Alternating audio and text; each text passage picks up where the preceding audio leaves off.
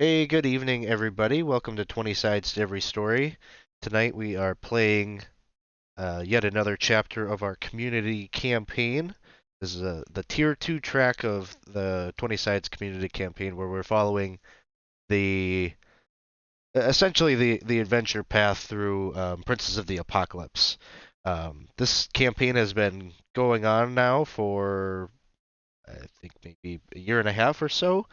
Sort of a continuation of the we did Temple of Elemental Evil first, the Goodman Games conversion of that, and then we've now fast forwarded to 10 years past those events and have kind of relaunched the campaign with yet another sort of flavor of the elemental evil cults. But then we also have a number of adventures that are being run in the for the tier one characters, so brand new characters that are coming into our story, and we've got a number of DMs that are writing adventures that kind of fit together into this big kind of shared collaborative campaign.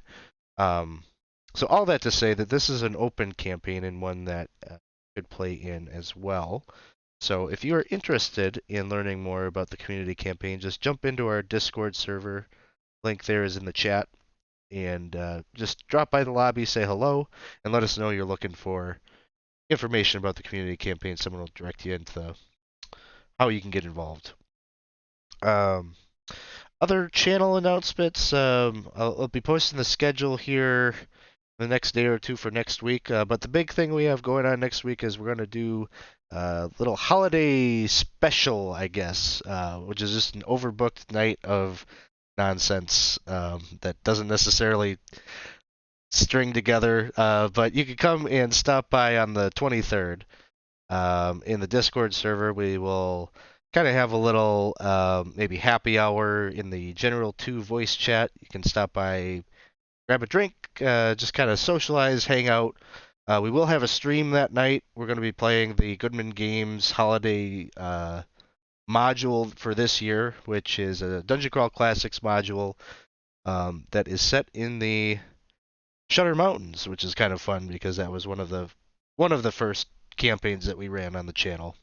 So we'll go back to the Shutter Mountains for some holiday fun, and then after we're done with that stream at probably about 10 or 11 Central Time, we're gonna play some Jackbox games and such together. So just kind of a night before you have to maybe go on to your bigger plans on the 24th and the 25th with your family and friends. You can come and hang out with 20 Sides on that night. So that's what we got going on. But another reason, I guess, to jump into the Discord server. So, where we're picking up in the campaign here tonight, um, picking up kind of right off the heels of the previous session, where we had a number of characters who, in the village of Rastor, we've got a number of characters in the village of Rastor here, kind of have been organized by Byrne, the wizard from Hamlet. Um, we know at this point in our campaign that there are once again cults that have aligned themselves with one of the four elemental planes that have come to this area, Rastor, on the heels of the Lortmill Mountains, and they have acquired four ancient Sewell weapons that are speculated, believed to be keys that could open up um, direct pathways into the elemental planes and potentially summon forth very devastating effects on the world. This has happened in the past, and so it's not a mythical thing. It's a real life thing that has physically altered and changed the world, and so it seems that is a very much a reality again. So Byrne has called forth adventurers, those who had helped out 10 years ago with the original threat at the Temple of Elemental Evil, and even some new heroes that have sprung up in and around the Hamlet region to hunt down these cults and try to prevent this event these events from taking place. Um, And episode 6, and these guys are they're not in Hamlet. They're in Rastor, which is a couple days away from Hamlet. Um, so in the previous session, the village of Rastor had been attacked by cultists from the elemental water cult, the cult of the crushing wave. They had brought into town a devastation orb. We'd seen this before in the temple campaign, one of these orbs. We'd never seen a water one. Party tried to stop that from detonating, and unfortunately, we're just like this close to stopping it from happening. And it detonated, it exploded, and brought forth a kind of hurricane sort of effect down upon Rastor, and extends out maybe 2 miles around this whole area, just torrential downpour for a couple of days. The party then, feeling that these cultists they made a direct attack on Rastor and that needed to be answered, went out to Rivergard Keep, a place that they had heard about from Vex, who an old associate of the party, who had some connections with some bandits that were layering there. And so they correctly surmised that Rivergard Keep was likely a front for a hidden lair, just as Sacred Stone Monastery was a front for the Earth Cultists. And so they went there, and they did excellent work in infiltrating the keep and finding the entrance to the Water Temple. So they got into some trouble there, managed to back out before it became overwhelming for them, and they basically came back to Rastor with the recommendation of we need to take Rivergard Keep. We needed to take it and establish ourselves there, just as they had done with Sacred Stone Monastery earlier. And so, a couple of days have passed. They have returned to Rastor. I think the opening scene that we're coming upon right now is Byrne, actually out in the streets. He's been spending some time each day these past few days using some wizardry to try to remove some of this water. It was such a torrential downpour in this little village, the homes and such here not prepared for that. Cellars have flooded. It's ruined foodstuffs for them. We're in late autumn at this point in the campaign, so the fields are flooded and such, but the harvest has already happened. But needless to say, it's been disruptive to life here, and Byrne has been doing his best to kind of try to alleviate that with his magical talents. And you're all gathering up in the town square, and of course, there is no village wizard or anything here, so there's the peasants and the villagers are kind of lurking about, just watching this odd man tend to the puddles and the little streams that have erupted. And one thing to take note of would be that there's a kind of a river, the river that Rivergard Keep sits on, has actually extended in these past couple of days, and has come down on the southwestern part of this map. You can kind of see that water has flowed all the way the 2 days journey on foot, and is starting to kind of like move its way towards Rastor. So it would seem that the maybe that was part of their plan, was to create some easy pathway to connect Rivergard Keep with Rastor. And as you're gathering up with Byrne, he's, expending maybe a couple of spell slots, casting a Create Destroy Water spell as you're gathering up and talking with you about what comes next. And he says, well, perhaps it seems that the wisdom to take the fight directly to the water cultists may have saved a few lives here, because evidence of this river that extends from Rivergard Keep, I can't help but think that the plot there was to come and harvest this town of its townsfolk, either for sacrifices or maybe more slaves. If these water cultists are anything like those that you found at Sacred Stone Monastery, maybe they too have some work that they are doing, whatever that is, beneath the keep there in the Water Temple. I am to understand you're planning to mount an offense against Rivergard Keep. And he'll probably turn to Donovan. I think maybe you were the one that made that recommendation. Is that your assessment of what is to be done next? That would be my suggestion. Yes, especially if the river has swelled to the point where there is means to reach the town, actually taking the keep uh, and disallowing any of these cultists that we found under the keep easy access to the town. Absolutely.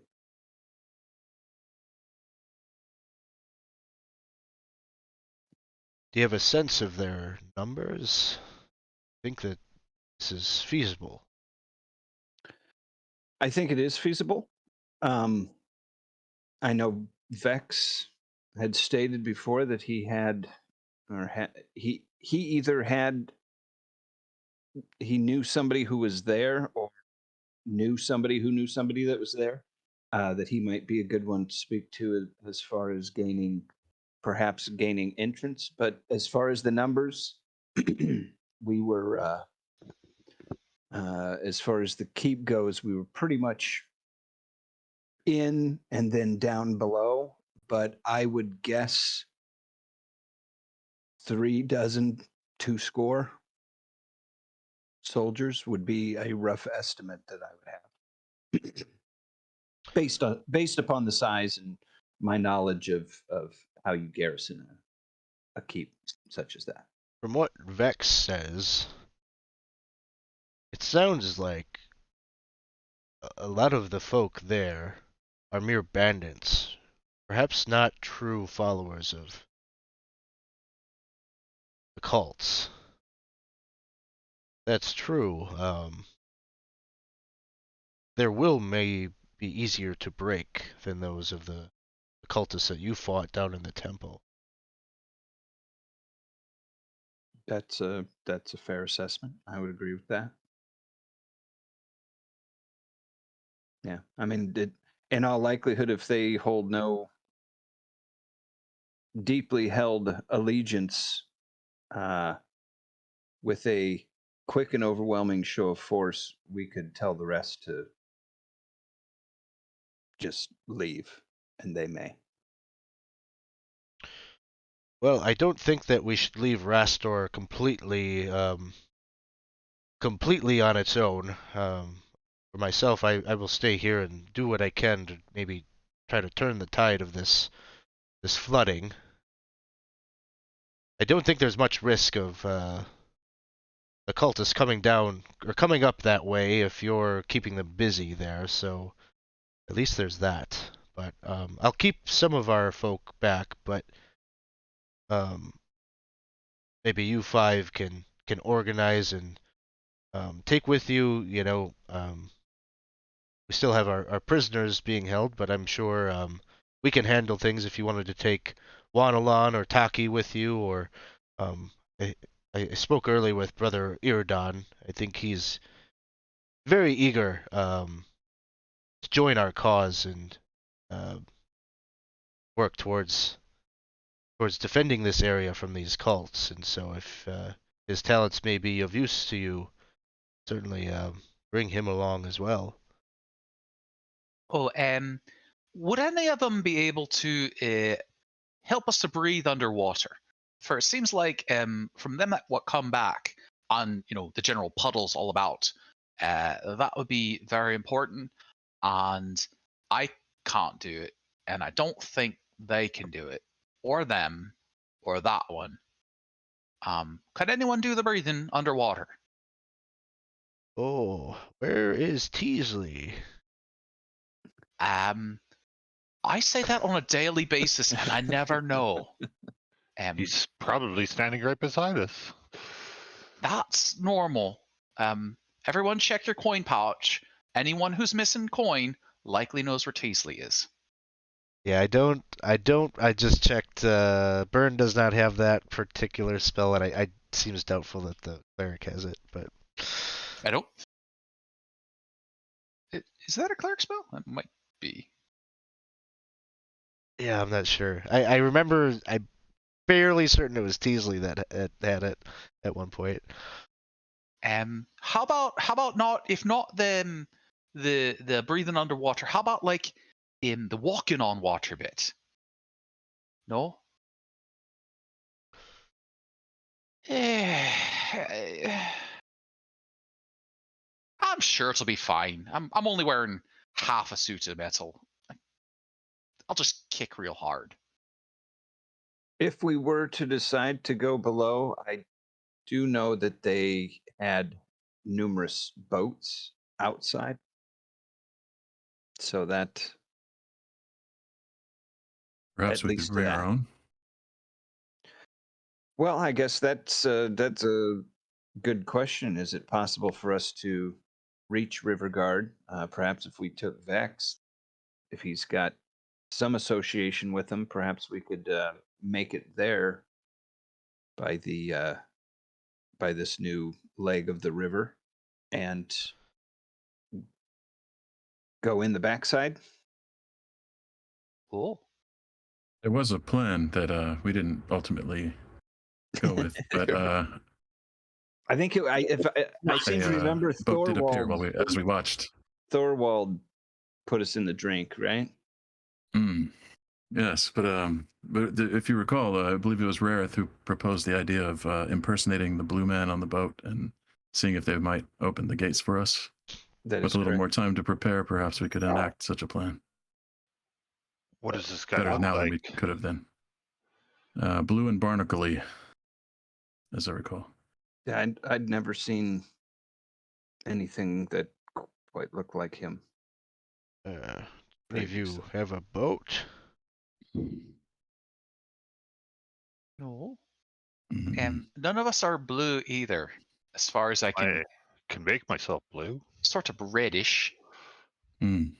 Oh, well, the gate guards might be colorblind for all we know. Seems unlikely. I can make myself look like anyone as long as I've seen them. Have you seen the blue person? I was not with them. So it's good information. Perhaps one of us could do themselves up to look like the blue barnacle man, and then once you've seen that person looking like that, you'd be able to then look like that. Does that help? Possibly. Planning is not my strong suit. Perhaps if we were to go along the river and keep an eye out for the blue barnacle person in the boat, then we could take the blue barnacle person out of the boat, look at him real good, get in the boat ourselves, you turn into the blue barnacle person, and then go. And if we don't see the blue barnacle person in the boat, then we just walk right up to the keep. I would also suggest that we have him speak so that I have a frame of reference on how he speaks. I can make him scream, if you wish. Just get me close enough. We'll get him monologuing. That would work. Screaming, not so much. So we head over to the river bit, follow that towards the Rivergard keep. If we see the blue barnacle boat, we get that. If not, is there like another back way, or is that then just in the front gate sort of thing? The way the keep was set up is you had a couple docks attached, to the back of the keep, and they had looked like, what was it? Some sort of perhaps metal mesh chain covering the backside that I believe they used some mechanism and it pulled it up. The boat would go in, they'd drop it back down. Yeah, So, basically there's like the docks are enclosed in a sort of courtyard, and so there are walls up, and so the only way through would be this kind of chain net that rises up like 15 feet above the water, and they crank that up to allow boats in and out, and then drop it down. So you'd have to get past that, or scale the wall or something to get access to the docks. well, perhaps Vex has information. Maybe, well, I mean, as was brought up, we currently don't have a boat. I don't know if there's anybody in town where we could Rent one? acquire something like that, but we could pose as. I mean, you've got to get provisions and such to feed the people there. That perhaps we. Well, but there's no river between here and the river, so we don't really want the boat till we're at the river, right? I mean, there's puddles, but I don't want to carry a boat. So unless there's a boat in the river that we can get, I think. Yeah, and this is a landlocked village typically, so there's no boat person here. You'd have to like build your own or Right. cobble together a raft or something. So we can go to the river, scout about a bit. If we see a boat, we take the boat, or we could be pirates. We find the blue guy and we take his boat. Or I suppose any of them. It doesn't have to be a blue barnacle fella. I'm almost That's thinking true. I'd prefer if it weren't a blue barnacle fella. Yeah, well, and he pretty much, when he came, he went immediately below. He sounds sort of important, being described as singularly blue and barnacle-y. Yeah. But so if we fall in the water, we swim. If we can get to boats, we do. There's a meshy metal thing. Well, it's a pity. I heard there were rust monsters about, but that was way back in Hamlet. If we're up against the meshy metal thing, does anyone have a anti-meshy metal thing? So over the walls, if we come to the walls,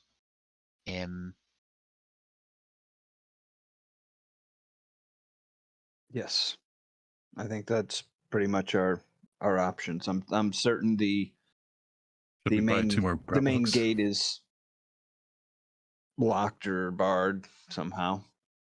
So, Oh, I have a question for those of you who are going to be standing up against the creatures and fighting them. Are any of you afraid of frogs? You Afraid of- see, Alex is a frog now. I don't like frogs. I was inside one once a few years back. I will not give you the frog. Why would you give someone a frog? I can cast spells through it. Frog legs are really tasty. Oh. You're not getting the frog either. If you do need me to carry the frog, it's fine. I think Donovan would be a good choice. Can it be like in a pouch, or does it have to be on my shoulder or something? Just on your shoulder. Don't worry, he won't hurt you. I'm afraid he may fall off. He'll be fine. It's all right. You're very handsome. I'm sure you can handle a wart or two. It's familiar. I don't think it will give him warts. I think those are toads. Yeah. I will honor that request, Elena. Thank you.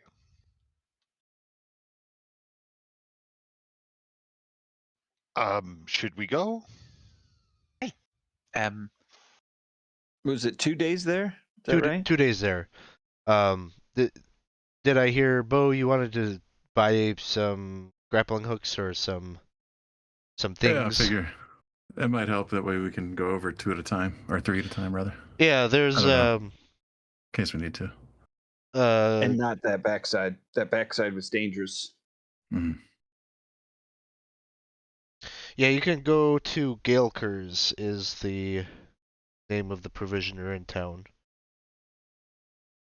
He's also a barber, so if you need a haircut, he can hook you up. I could use a trim. It's been a while. Give the old horns a polish. So you'll go and get some grappling hooks, get a Get a shave before I go. get a shave, and head on out. If you're gonna be, fighting these pirates, you need to start contrast so that. That's right. They always want to charge me too much. You got to describe which parts you want shaved.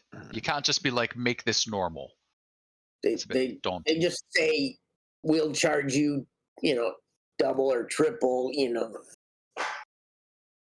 Thank you so much, TC Lighter, for the subscription. 14 months in a row. Thank you for hanging out with us. Thanks for the support. So, Alex, just for bookkeeping purposes, I'm going to leave most of my money with the church here. Okay. With the idea to Brother Eardon that if I end up dying, whatever I leave there, he can have. So. Sounds good. Yeah, he'll where would he put it? He'd probably actually take it back to, because the All Faith Shrine here is sort of a public space, so he'd probably just go and bring it back with him to the inn and keep it there for safe storage. And that's where your crew is kind of hanging out too, so it'll be protected there. Wait, how much gold are we talking about here? How much do I have?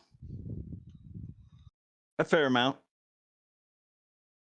And thank Nothing you for crazy. the follow, Ghoul Center. Thanks for hanging out. And Jeff says, "Can I clink with my coating cough syrup?" So it sounds like me and Jeff are kind of in the same boat here tonight. Thanks for hanging out. Cough syrup. Yeah. Whiskey and Pepsi. That's a solid cough syrup, I think. Yeah. Okay. So, any other kind of things you want to take care of or handle here in Rastor before you head out? Would like to get a couple of potions of healing, if at all possible. Yep. That's is smart. doable. Yeah, I would like one of those as well. Do you happen to have any other potions about?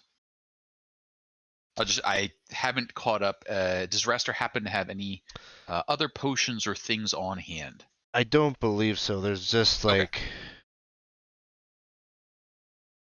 Like if they had a potion of water breathing conveniently just sitting there bubbling away. Kirk has 48 Don't gold believe if he so. doesn't buy the grapple hooks. Yeah, that would be a downtime thing to try to get. Yep.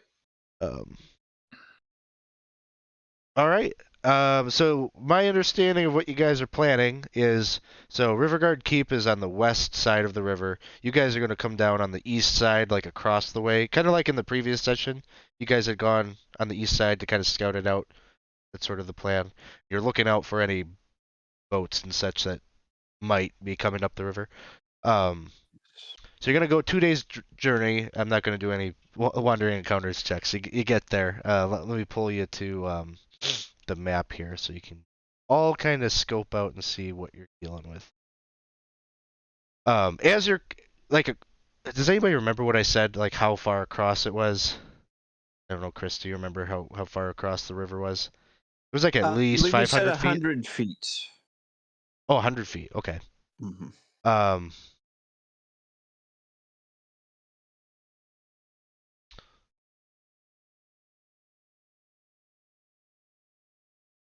Okay, we'll say that it's 100 feet across.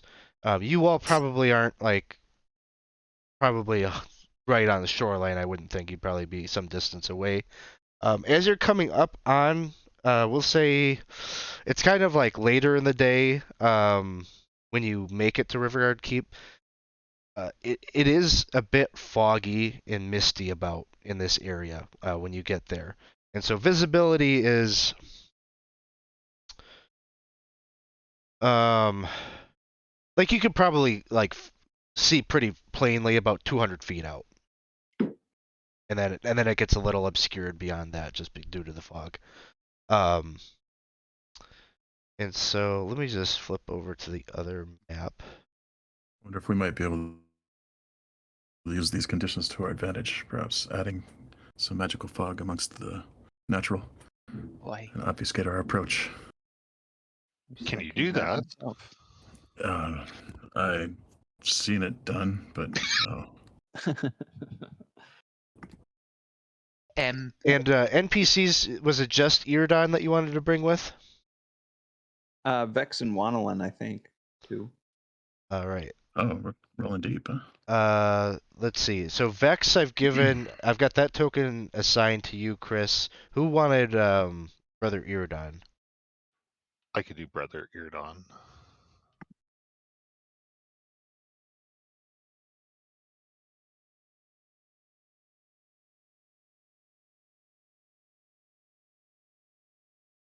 All right. And then Wanalon was the other one. And who wanted control of them?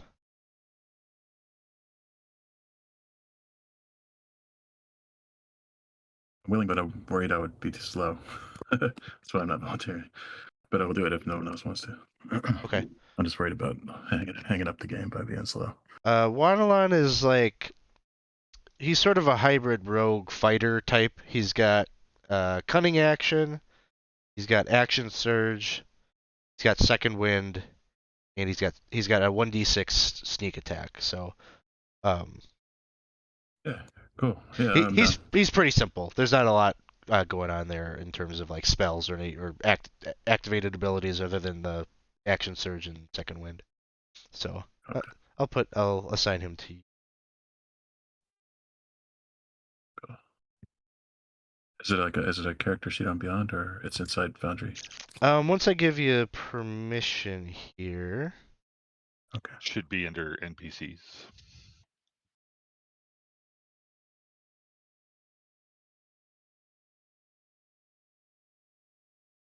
Okay. I'm going to move the active characters. And this map has loaded up okay for you guys? Mm-hmm. Okay. So I'm just going to move your tokens over. You know, you're not this close or anything. We'll say you're like 200 feet away. Like you're across the river and then you're inland a little bit, just kind of scouting it out for now. You don't see any boats. There's nobody out on the river or anything like that. I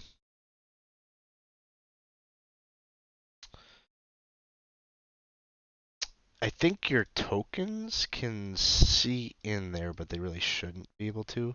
But we'll say that they don't know that you're over there. You can hear conversation. You can hear that there are people on the inside of that courtyard there. This wall jets up out of the water. About 20 feet above the water line. And then down over here is where you see that chain curtain.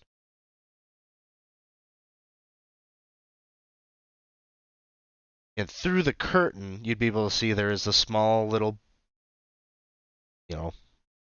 basically just like a little fishing boat that is moored there at the base of these steps that lead up.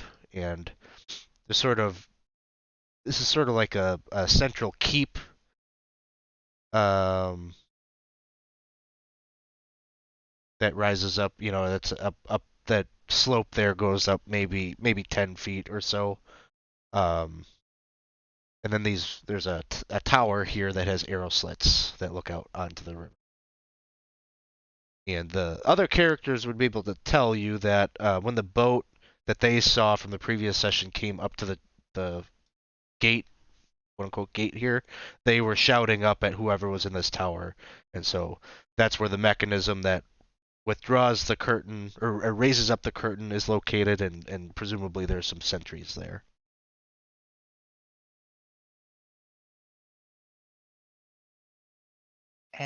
Does anyone see any boats? No. Just on the inside. I was meaning Yes, more I see on the those outside. inside.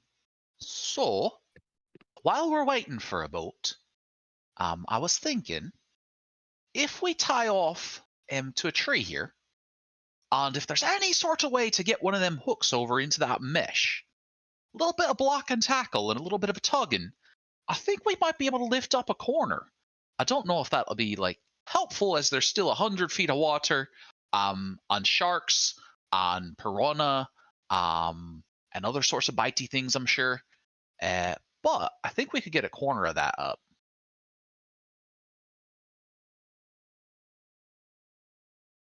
You think they got sharks in the Just like river? everything you just said, except for the corner raising part. Oh, didn't I? You two, did you say sharks? I swear Yes. you said sharks. There was And- a shark underneath. And the swimmy, like the regular type of shark, not like the land sharks that we had to deal with. Correct. No, it was one that was large Yes. enough for her to ride. So So bitey, what do you bitey want sharks. to do? No, what I was saying is that curtain thing. If they can pull it up and down, if we can get a grapple into it, and we pull this way, I think maybe we could get like a corner to kind of come up at us. So even if we didn't like wave and get them to lift it, we might be able to sort of scoot under. But we still don't have a boat. So I was just sort of thinking of other ideas. Well, I have an unseen servant that I could send to hook the hook onto it. Oh. The other sort of thing I'm thinking is if no boat comes, then a way to get across the river might be to set up the rope and sort of clamber across and try and stay up. It'll bow a bit, but I think with a good tight rope, we might not get entirely wet. The water is quite cold. Hey. It is. Any other ideas? The only other thing would be scale the wall using the grappling hooks. Question is where would be the best place to set those up? Hi. Do you know where they're best defended? Like, I would think that the riverside would be the side that they were least likely to get attacked on.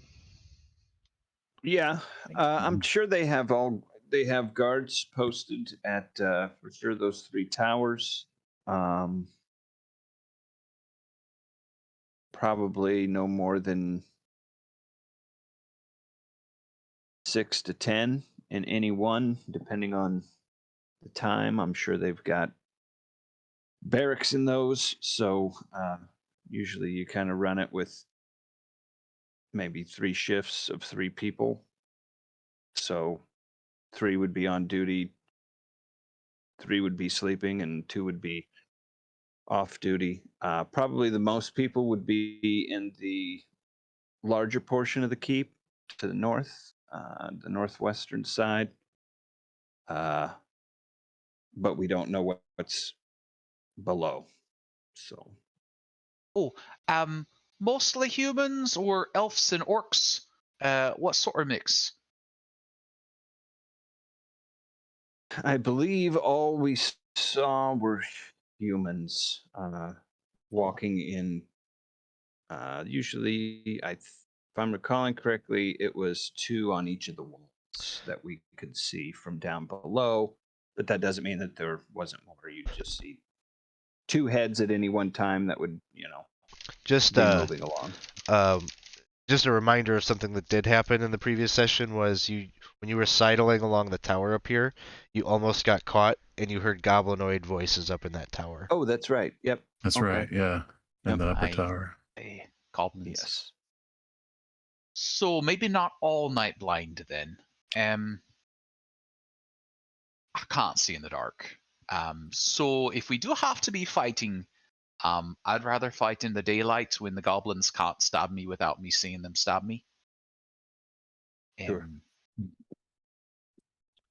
If our plan is to overtake this entire place, do you feel that may be better for us to strike where they are strongest first, so that we have the element of surprise with us for that part of the fight, and then when the reinforcements come, they won't be so many. Whereas if we attack the weaker side first, then right, just a thought. Yeah, that that's not bad. Me personally, my assessment would be to attack the southeast tower. It's the furthest away from anything else, so any noise that we would make, anybody else would be, it'd be the place where that would be least likely to be heard throughout the keep, assuming that they don't raise an alarm. But we And could even if also they did, say again. they would be bottlenecked by the trying to. Even if they did raise alarm, I suppose the reinforcements would be bottlenecked as they try to approach us, as opposed to the other way around. Correct. Yeah. And it actually, if we could clear that southeastern tower, it might be possible to. I mean, I don't know if they, have tunics or any kind of, particular cloaks that they wear or anything, but we could somewhat mask ourselves as we move around to the next one. But that would be my suggestion. If we have to go over, it would be clear that southeast tower first. I like do you it. guys want to attack now, or are we going to wait for first light? There's a lot of humans in this group. I know I can see in the dark, and I think I can see in the dark. yeah, our bugbear friend can. I was thinking maybe get in position in the dark. But once it's time for fighting, daylight would be good. Yeah. Though, for the daylight, are any of you the sneaky type that could, or wiggly finger type, that could maybe like set fire to something a little bit away from us? Bolts don't burn real well, but if there's anything else about. Is there anything inside that could burn? I can Or do only you see guys little know? bolts from here. Most of the keep is stone, although there are places inside, maybe that you can see through that chain. This is like an old ruined complex, and the cultists have been sort of rehabbing it a bit. And so there are timbers in certain places where they've shored up like a wall, but nothing that seems like substantial in terms of like getting a fire, spreading or anything like that. I don't mind going in and having a look. How? I can go invisible. Oh. That's Or handy. I could make you invisible if you'd prefer to go by yourself. Even in invisible, I'm a bit loud. I have noticed. Though, I can carry a lot of oil. Oh, wait, do I still have my oil? And he's like, boom, boom, boom. Got some Healing rerolls potion? coming in, so thanks Jeff for the DM reroll and the player rerolls. You guys all have 5 rerolls in the pot. Thank you. Hey, thank you. I just have the 5 oil for my lantern, but that'll burn pretty good.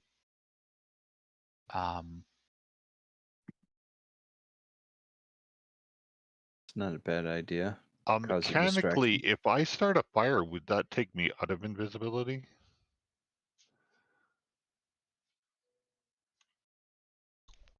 What does it say? I think it's cast a spell or attack. I think so, yeah. So Here's Flint and Tinder.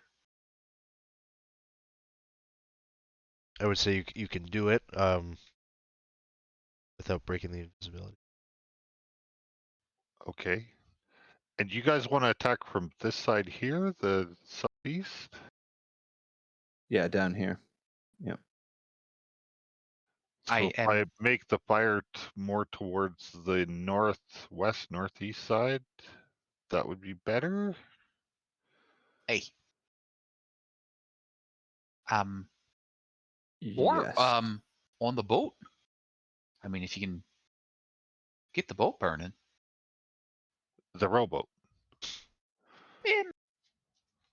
Any boat you can burn. Well, all I can see is the rowboat. Aye, the boat. Okay. First light then? Okay, so you guys are waiting until morning. So morning comes, uneventful night. And then in the morning, what is it that you're doing? You're trying to light the boat on fire? Yes. Isn't that a little close to where we're planning to infiltrate? Well, that's what I was told. I said the northeast or the northwest, and he said the boat, and the boat is down by where you guys are trying to get in, but what do I know? I would say He's the wherever. adventurer. I would say wherever the timbers and stuff were piled up, rather than the boat. I tell you what, when I get inside, I will have a look around and see what looks like it will burn. Set everything on fire. That's Yeah, that's right. what I say. Burn Though everything. before we lose the darkness, it might be good to get us across the river, and maybe up that escarpment there, so that we only have a little bit to go once it gets light. So I'm thinking like south side, a little bit west of the rise, so we only have a little bit of wall to climb, I think. So you're on the west side of the river, down southways a bit. Yep, wherever there's a spot to hide-ish. Okay. There. I would say you would probably think, you're guessing your visibility is maybe 200 feet. Probably don't want to get closer than 300 feet without, risking being spotted. So. And this gate that they have set up, I don't think I could squeeze through it. Which gate? The front doors or the chain curtain? Either. So there's front doors up here. No, you couldn't squeeze through those. Those are, I think they are wooden doors. I'd have to check that. And the gate in the water? The gate in the water, you could either climb over the chain, or you could go under it.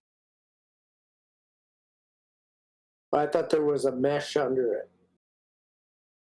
So it's a chain curtain that runs from the wall to that tower. But the river, you could. It's there to like prevent boats from coming and going or whatnot. Yeah. But you could swim under it. Oh, I think How that's deep probably is the that best bet water then. there? Sharks. How deep is the water? Let me see.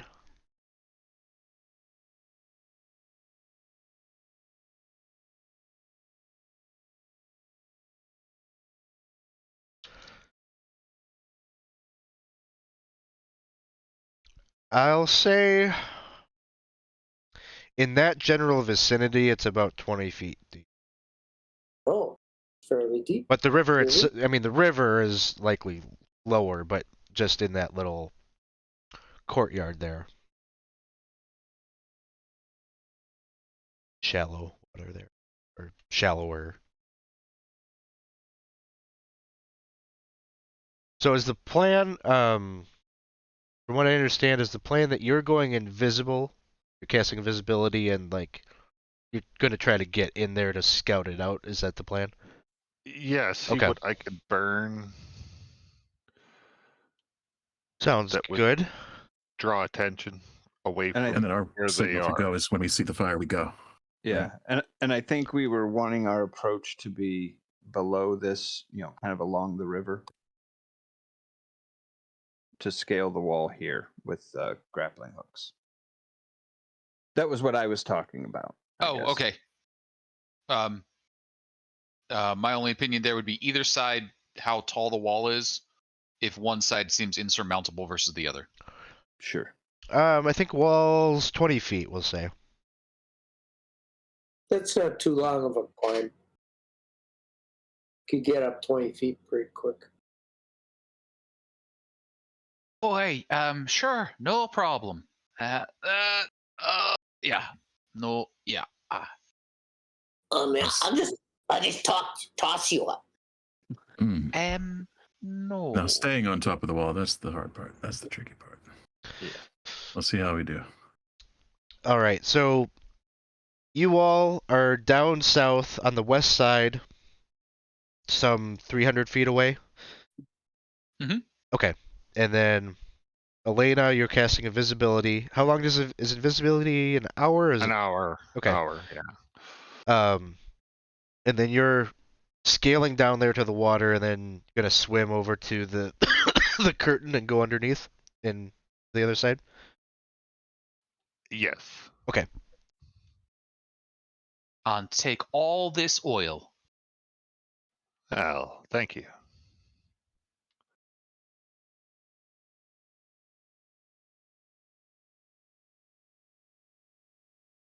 So you're moving this way. Make it up to the tower. Get into the water, probably right about here. And once you get in on the other side here, you'll see there are 4 individuals that are on the other side of this wall here.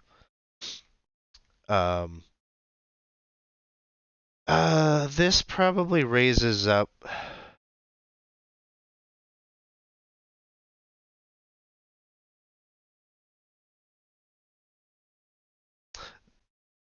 I guess it's like about 15 feet up, and there's sort of like a wooden like ladder kind of thing that they have there that goes down to their boat.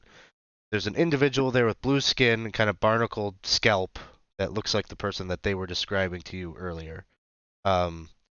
They're just kind of loitering about. They're not really doing any work or anything. They're hanging out kind of in the vicinity of that boat.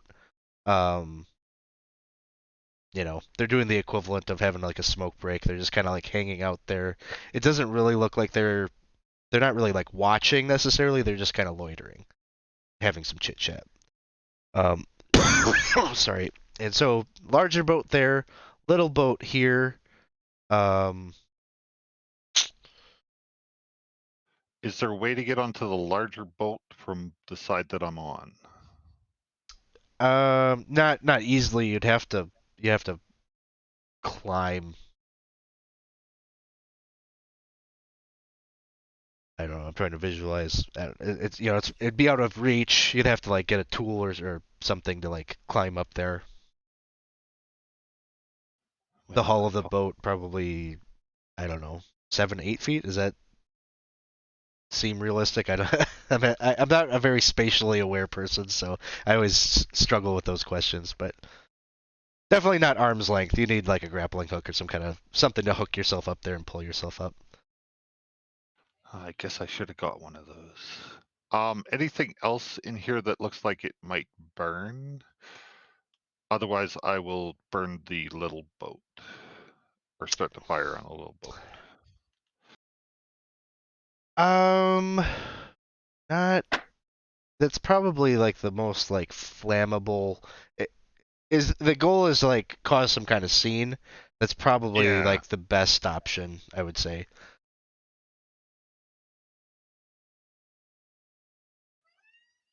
Okay. Yeah, I'll burn the little boat.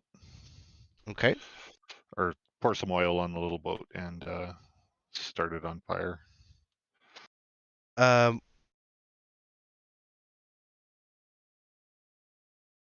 With the invisibility, give me maybe like let's call it a sleight of hand check at advantage.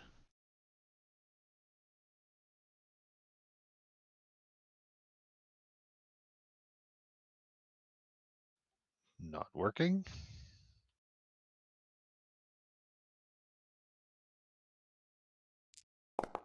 There it goes. Oh, Good thing for good that thing. advantage. All right, so you managed to,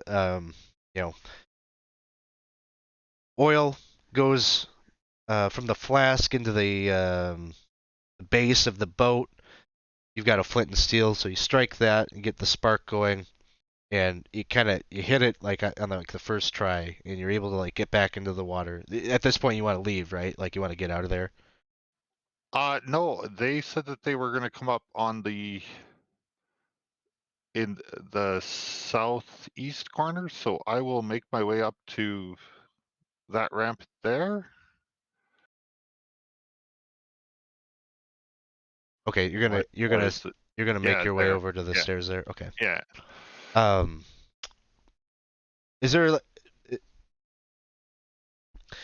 some kind of signal that the rest of you are waiting for or looking for I to thought the act? smoke. I've been wondering Yeah, that this whole time. smoke. I think the fire and the smoke, yeah. Okay. If we can see it. Probably drop down a rope. Now, Make it easier. Everyone inside the keep yelling, fire! Yeah. so in order for you guys to see it, you'd have to be closer, right? Because you're protected right now by the haziness or the fogginess, that kind of obscures things. So in order for you to see that signal, you'd have to be maybe a little bit closer. We've piled driftwood and some random kelp, muddied ourselves up, and we're just like inching along the beach. Sea turtle style. So you guys want to move up, kind of attempt a stealth check to move close enough that you'd have been able to see that. Sure. I feel like Yeah. attempt is the optimal road there. Yeah. Yeah, why don't you, you four that are on the outside, in order to inch closer through that, you're like 200 feet away, or closer, give me a stealth check. Who is that? All of you that want to be close enough that you'd be able to see the signal. Unless it's just that you have one person and you're doing some kind of relay thing, I'm not sure what. Has anyone seen Clog? Here. I'm assuming Clog's white. Her fur is white, blends in with the fog. No, it's Okay. kind of reddish brown.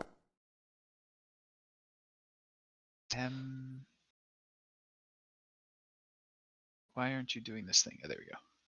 Rolled twice because I forgot about the disadvantage for the armor. But both okay, though. All right. Donovan, you want to reroll, buddy? That's true. You could do a reroll. I will do a reroll. It's not going to help. Donovan, maybe put Oh, out I the didn't- torch.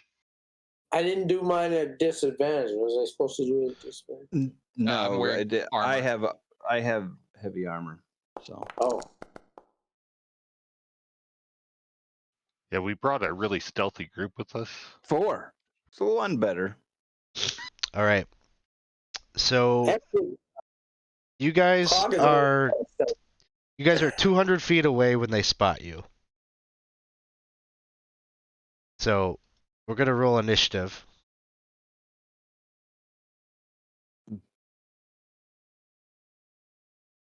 Just a second here. Get you guys on there. Gotta get Nina on there. Okay, you guys should be all set to roll your initiatives. Everybody add 3 to your initiative. For what? My aura, Okay. or whoever's within 10 feet of me.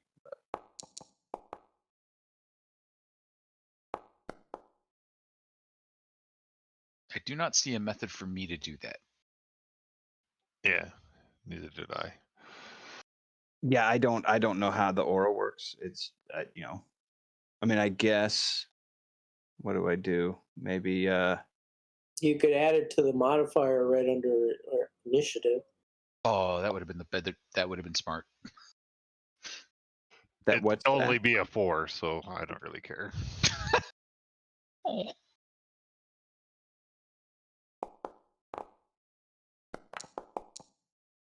Sorry, I'm searching for the initiative on this Wanalon. I don't know where to find it. Should just be on the little fist. I'll roll it for you. Yeah, I got it. Oh, cool.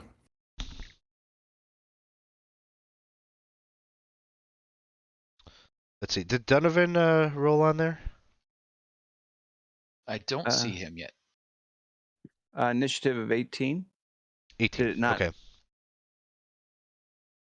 I can manually. I keep getting a thing that says something about some scale thing isn't on my token or something like that.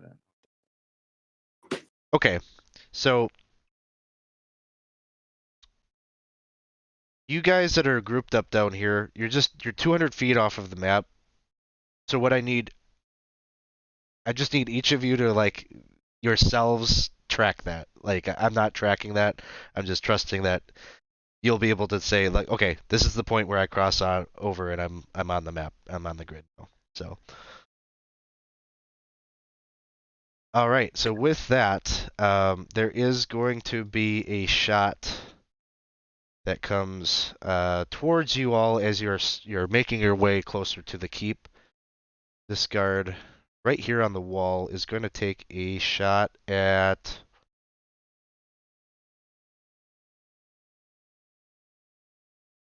Clog. Or no, it was Donovan, right? It was Donovan that had the low one. So we'll say the shot comes towards you. I was going to say Clog is like totally invisible And at so this point. the crossbow bolt, it dings off of your armor, but it gives you the warning that yes, they have seen you, and there's kind of a shout. You just hear them like kind of call out, "Hey, they're back!" Okay. And so, Donovan, it is your turn. Move and dash. You're 60 feet closer. Mhm. I believe this is Vex. Same. Okay. Oh, I did not roll for Vex. That's what I did not do. I did not roll him into initiatives. Oh, that makes sense. He's got an 18. So. Okay. I think that's fine. Let's keep them together. You're controlling both of them, so that actually just kind of works. Okay. From inside the tower here, a shot is coming from one of the arrow slits. So this tower is like you get the sense it's like probably 2 levels. And so this shot is coming from one of the arrow slits that's maybe about 10 feet off of the ground there. And this one will come out towards Wanalon.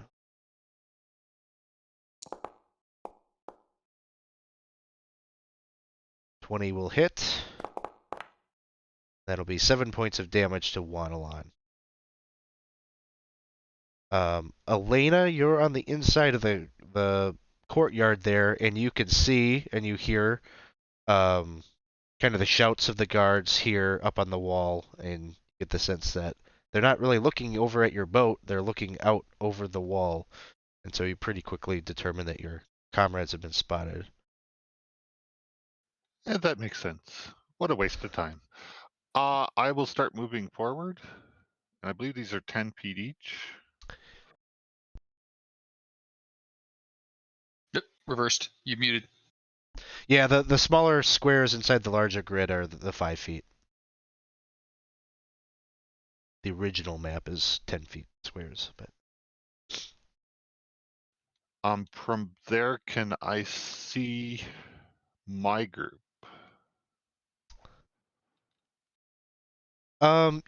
Yes, you would be able to see over this wall. This wall kind of the elevation just like it follows that ramp up. So you can still see. Oh well, I guess that's a good question. It's lower. I'm gonna say no. Maybe you can't see them quite from there.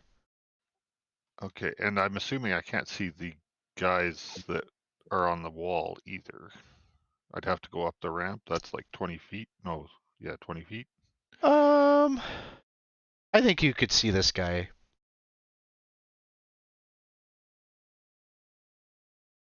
I am going to go up the ramp. So I'm dashing. All right, sounds good.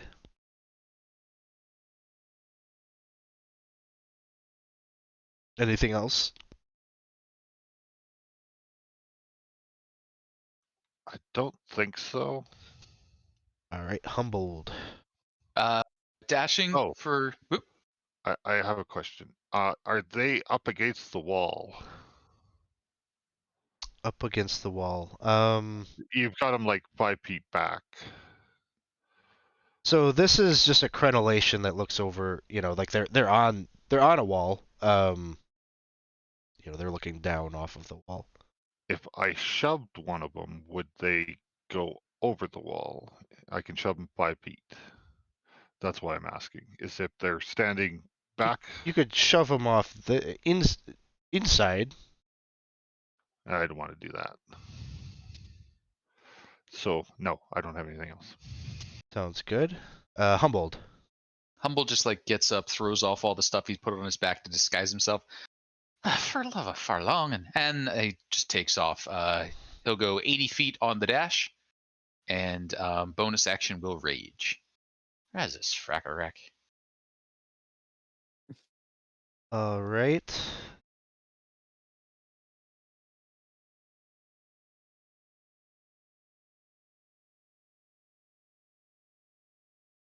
Shot comes from this tower, from the second tier, second level. This one will be at. This one's at Herc. That will miss.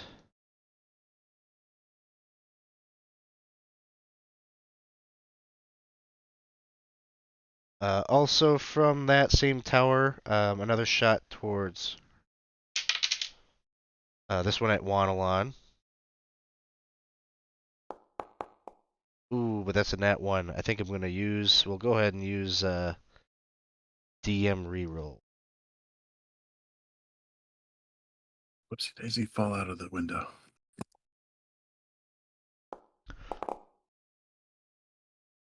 And that'll miss.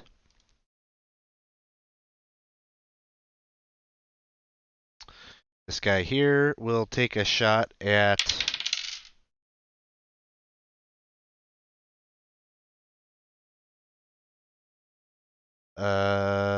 It looks like that's also at Herc. Miss. And then it is Wanalon's turn. Okay. Is there any? Are there any terrain features or obstacles, or maybe even just the fog, so that he could try to hide, attempt to move his way up, but also hide? Nothing that you would be able to get a clean like stealth off of. No. Okay. I think then he might move and then cunning action dash and then try to shoot through the arrow slit, or if there's a better target, shoot them. But yeah. So anybody that's you could certainly try to sink a arrow through that slot, but that's going to be incredibly difficult. yeah, right. You got guys on the wall that would be easier to hit that you could take out. Yeah. Oh, okay. There you go. Well, please. And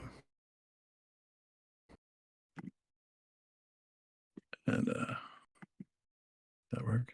I clicked simple range, but it didn't. Or wait. How the heck do I roll it? There you go. Oh, did it roll? Oh, cool. Well, you just have to hit the attack button now. Sorry.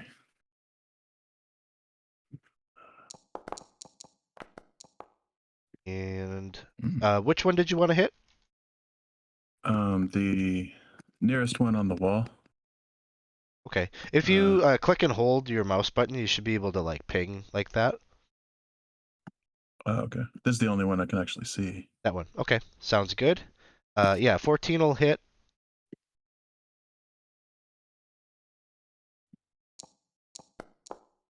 Seven points. So arrow sticks in him. He doesn't fall down immediately, but he's got an arrow sticking out of his chest. And that will bring us to Clog. How far away from the wall did you say we were? 200 feet. Okay. All right. Clog's just gonna dash 60 feet toward the wall, get as close as he can. Sounds good. Another arrow coming from this tower. This one is coming towards Brother Iridon. What?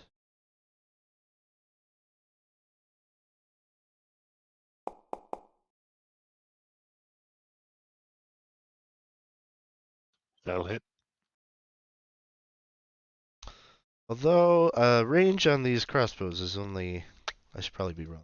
Disadvantage. 15 to hit. That hits.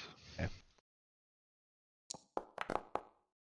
And that is 5 points of damage. Another one from this tower. This one also at Brother Iridon. Disadvantage because of the range. Oh, and that's a minus. That's -1. I rolled a 6, so we gotta draw a critical fail card. Or yes. Poor footwork.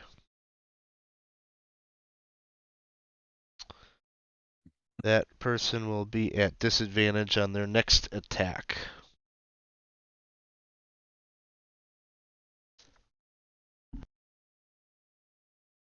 And that'll bring us to Herc's turn. All right. I think Herc will grab the cleric and Wanalon. Kind of, grab them by the scruff of their shirts and come with me, and lead them forward and cast darkness, like on himself some way, so that we can move forward and hopefully have the archers have disadvantage against us. Okay. Although, how do they move? I can't really drag them. I was imagining in my head like he grabs their shirt and pulls them with him. You know what I mean? But if you want, makes sense. because I can just make his initiative value the same as yours. I'm okay. Oh, yeah. I'm okay with that. So, Cool. yeah. So he's going to be moving in. He's just going to be moving up with you. You're moving up 30 feet and casting darkness. Correct? Yeah. Okay, so you're 30 feet closer, and you've got darkness cast in that spot. Cool. And a bonus action, form of dread. Might as well fill up the whole turn with stuff. That's good. Sounds good. Any actions that Iridon is taking? You said we were 200 or 300 feet away. 200 feet away to start. So now I'm 180 feet, right? If I move up 20 feet with Herc. Oh, you're controlling the beast. I see. Yes. Okay, I'm gonna reset that then. I was only gonna do it for the convenience of. I thought. Never mind. Doesn't matter. Shady Bonsai just redeemed by a player reroll, so add that in. You guys have 5 rerolls. Thank you. Sorry, we'll get to Brother Iridon in a second here. Okay. So I'm gonna say you're not gonna be able to pull and drag them and do all of that in one turn. But there is a bubble of darkness between you and them. There is. So you've managed to accomplish that. All right. So resetting that whole turn there. We're just gonna go to this bandit here that needs to take their turn. And let's see. He's in the tower, so he's going to take a shot out at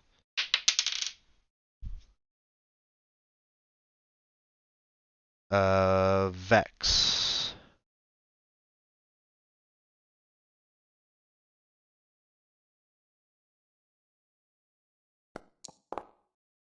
All right. 19. Has Vex moved up? Yes.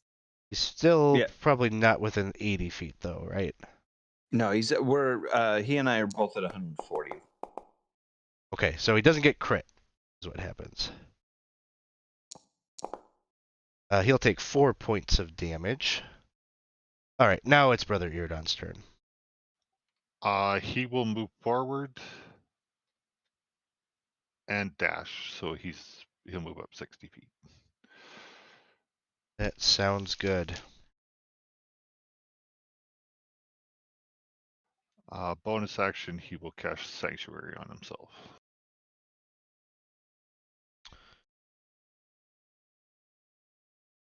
All right.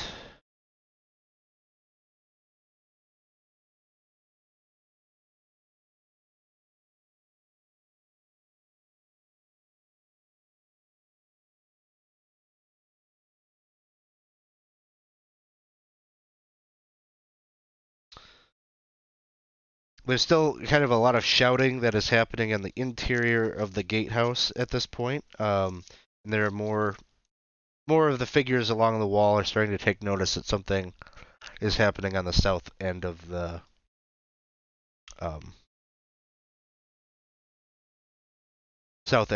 the keep.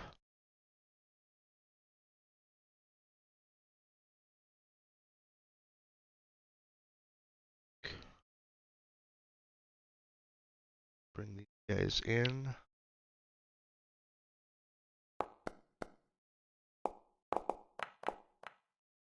Definitely these guys down by the boat.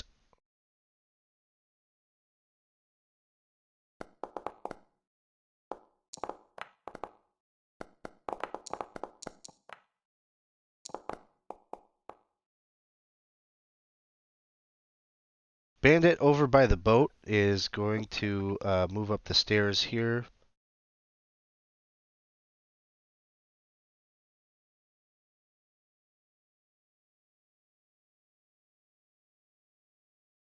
Bandit over on the wall here.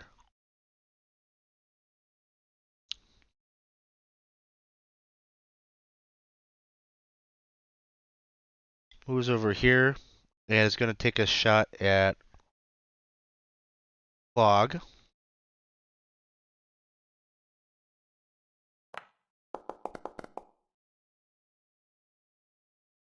At disadvantage yet, I would think. So he will miss. The blue Ganassi figure over here with the barnacled scalp.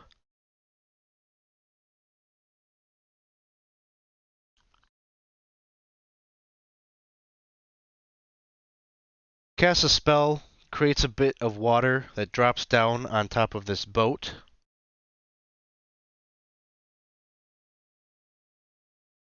And moves to there. Donovan, it is your turn. Vex and myself are moving another 60 feet forward, so we are now 80 feet. Sounds good.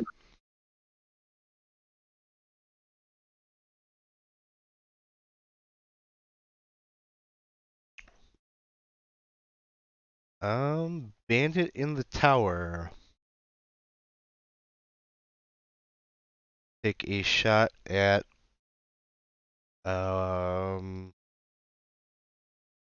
Wanalon. Miss. Elena.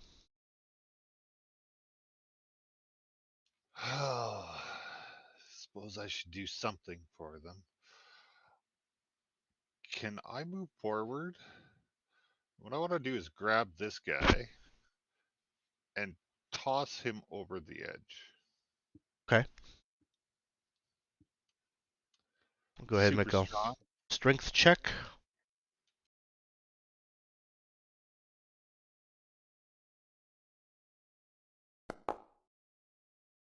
Strength or athletics? I guess it doesn't matter. They're the same thing. All right, you have him grappled. I don't know why it rolled at advantage though. Still at 18 was the first one. So, and can I shove him off the edge of the wall? Sure. So you move him, drop him over the edge here.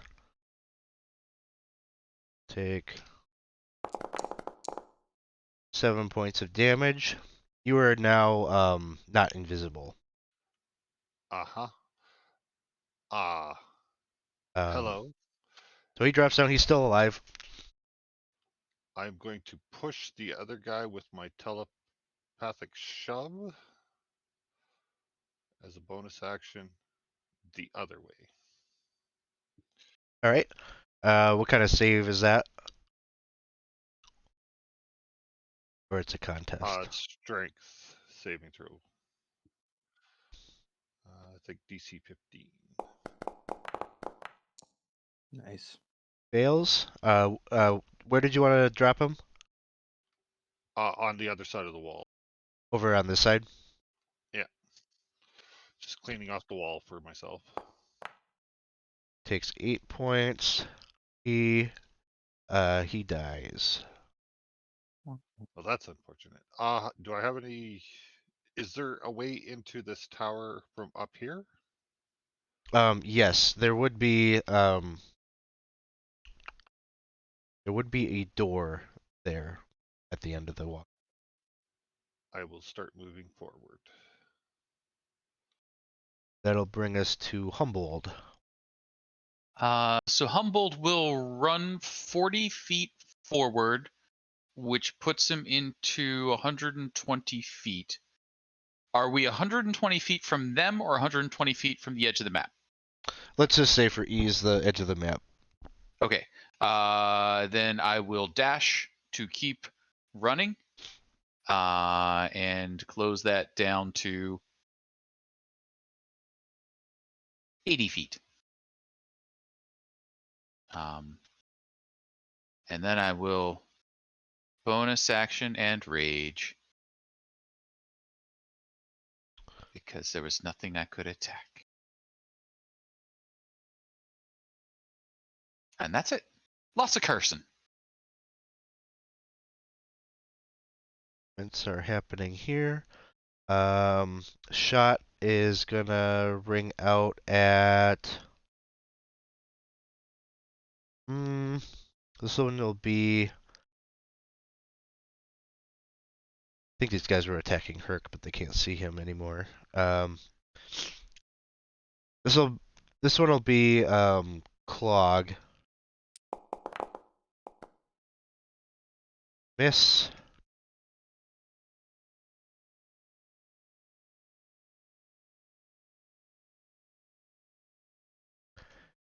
Yeah, this way I'll move.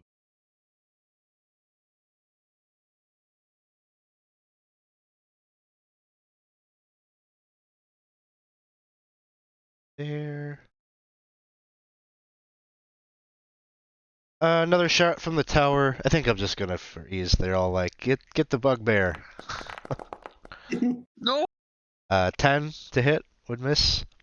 Wanalon's turn.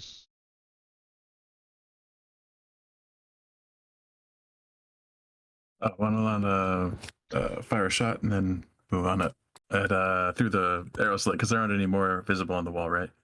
At least I don't see them on the map. But None that are visible on the wall. There's this guy who's just dropped off of the wall.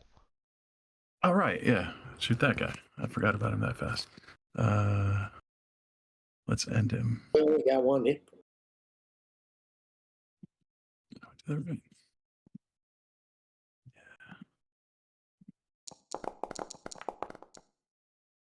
That'll hit. Yeah. Finish him. He's dead. Then he. All right, and then including the regular move and the cunning action dash. That'll be another 50 closer. So one Alon is at 100 from the edge. Sounds good. Clog, it is your turn. He's still going to be dashing, so he's going to get within 80 feet of the wall.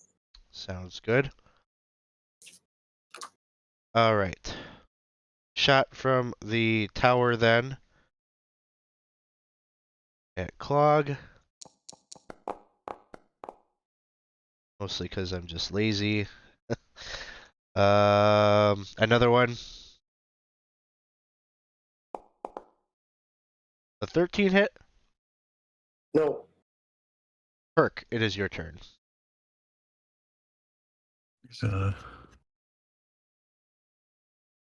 Move 30 feet. It's not enough, so it's just a dash. Just dash on up there. Okay. So he's down to 120 or 110. Sounds good. I think you're out of your darkness now at this point, right? Or he brings it with him, right? If he casts it on himself or like on his clothes or something. Oh, darkness moves? Okay. Yeah, it's the same as light, I guess, but the reverse.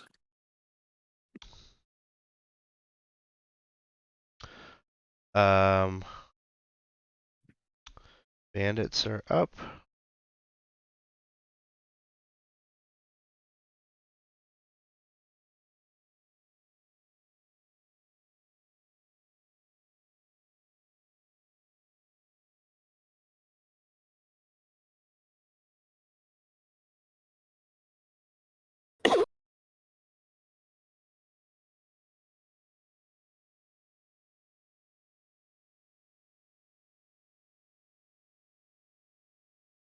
All right, another shot from the tower at Clog. 11 will miss.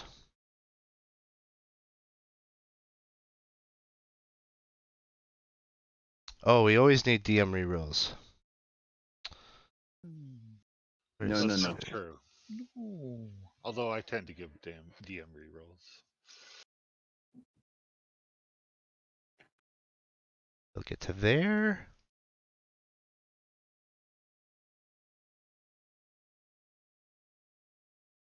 You can always go all in too. Right there. All right, Brother Iridon's turn. I believe he will move up 60 feet. And we're still 120 feet away from the map. Right? This is why you guys control it. No. I don't know how far away you are. Originally, I thought we were 200 feet away. You started out at 200. Yep. From the wall and the map. From the edge of the map here. Okay, so I'll go up 60 feet towards the. I'm still too far away. Sounds good.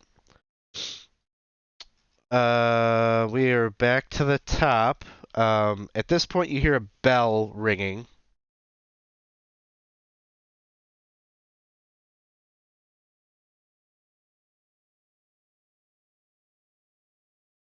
All right, over here, 5, 10, 15.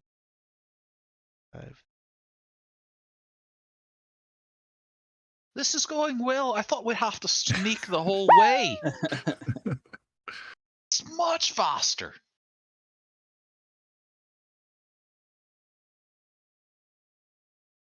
Donovan's turn. Hey, Gabe, thank you for the DM reroll. The Vex and myself are moving up, and we will be 20 feet from the edge of the map. Sounds good.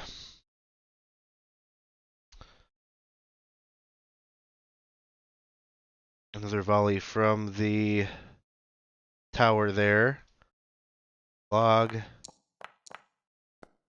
It is a 16 hit. No. Elena. I'm going to go up to the edge of the wall, look down, see that the guy down there is dead. Ah, that's sad. I'm going to tie a rope to the wall. Sounds good. Drop a rope over to the other side. Put a little something there to mark where that happens.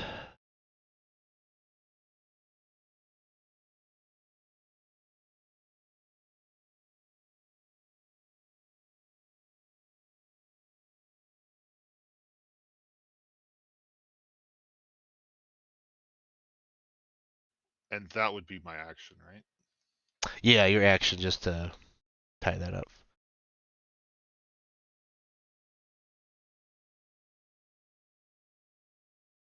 I don't know. We'll use that. That's where the rope connects to that part of the wall.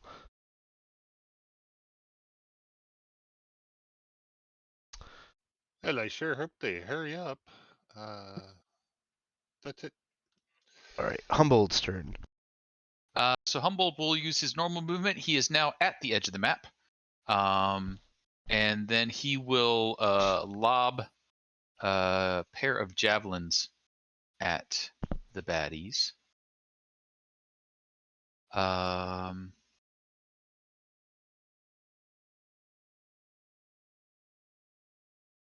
Visible on the wall, there is a bandit, right? Where are you at? No, he's dead.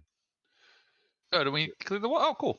So unfortunately, that's 2 javelins trying to get to the ones behind the arrow slits. Then Sounds good. number 1, 16.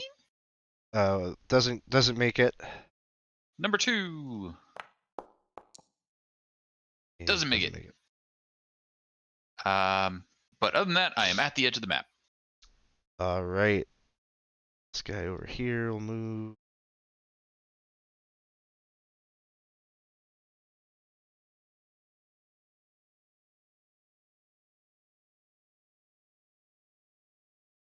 Arrow coming from the tower.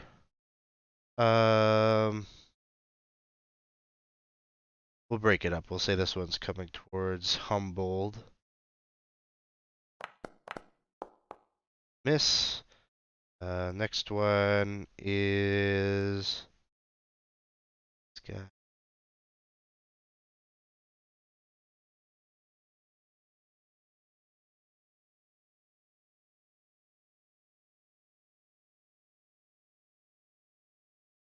All right, another shot from the tower. We'll say Humboldt. Miss. Wanalant's turn.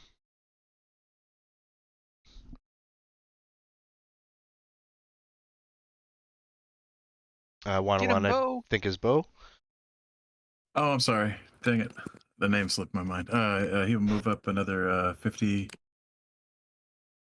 And you can't do a normal dash plus cunning action dash on top of that, can you? You can. Oh, okay. He might do that then, I think. Yeah, just break out and do a full sprint. Sounds good.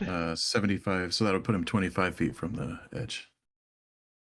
Clog. He's gonna dash again, so that should get him 20 feet, within 20 feet. Of the edge. Okay. Yeah. Bandits are. We'll say this one is coming at Clog. 22 to hit. That hits. 7 points. Spinning one. Another shot from that same tower. This one at Humboldt.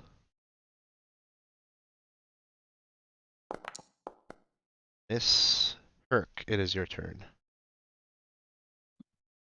All right, Herc, move up to 70 feet away. And then move again to 40 feet. That's good. All right. So with this darkness is coming up, like, how far away are you from the edge of the map? 40. Okay. Yeah. And then it's Wanalan is just outside of it. He'd be like it'd be like Wanalan and then the darkness behind him. Okay, gotcha. He moved faster. Another arrow coming from the top of the tower.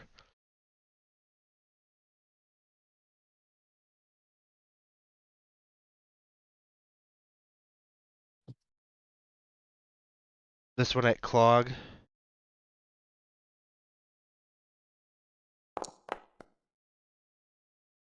Miss. Next one we'll say Humbled. And Missed. 18 misses. Okay, we're here.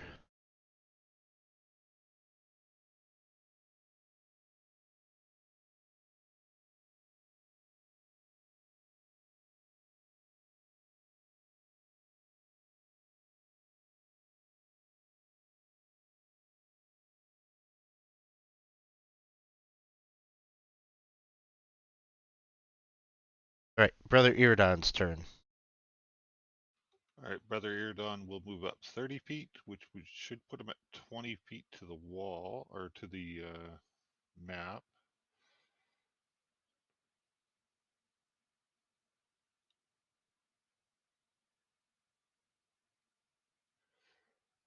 Can he conjure a spiritual weapon? The arrow slit? I'm going to say no. All right, then I will move up another 30 feet. All right.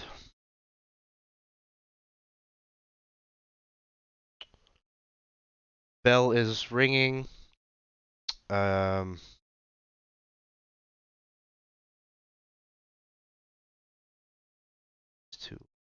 it. I think they know we're here. Yeah. All right, at the top here, we've got this one bandit who is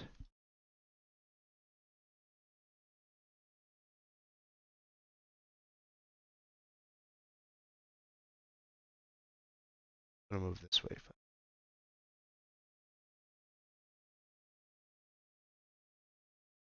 Making his way to the west wall.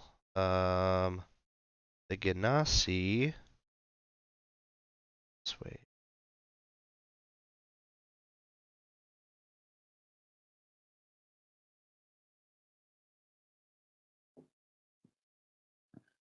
Donovan's turn. All right. Myself and Vex will move up, and we are 40 feet into the map. So I guess at the base of the wall. Sounds good. All right, shot from the tower. This one at Humboldt. Miss. Elena. So I am 120 feet away from this guy up here. And since he's in my line of sight, I guess he's going to eat a couple of Eldritch Blasts. Sounds good. Because we don't need any more people up here, right? We do not. Bonus action, I will hex him.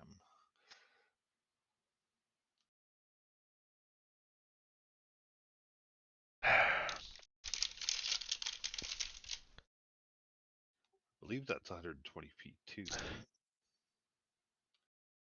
right? It says on that description that you linked, it says 90.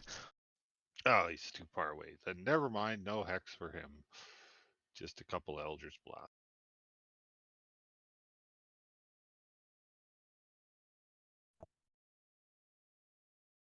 I think you'd have to move my token, Alex. I couldn't move it. Oh, you couldn't get it on there. I suppose they're just out of that shadow there. 19 hit? Yep. You should be able to move them now. Okay. 12 points of damage? All right, he's dead. Yeah, well, that's unfortunate. Can't see anybody else. Except for Donovan. Donovan, you want a Eldritch Blast? No thanks. Feeling strong? Okay. I guess that's it for me then. All right, Humbled.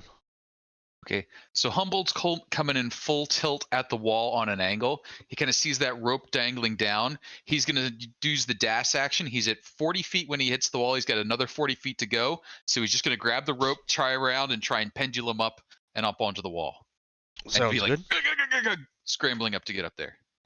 All right. So you leap up onto the wall.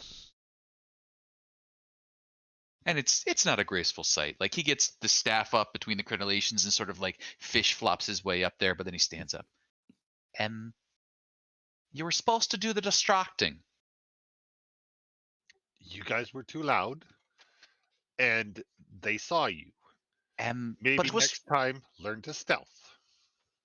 but the fire. Stealth. That's The fire was over there. What? I can barely see that fire. They put it out. It wasn't much of a fire then, was it? Do you not see the charred? Never mind. I was just like choking up, like getting ready to fight. Amateurs. I'm working with amateurs. Shot at Clog misses.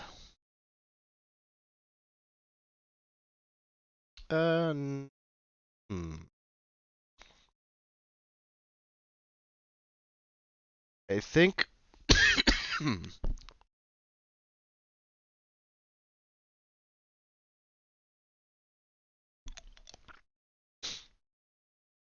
there's a door, Elena, that has opened just here.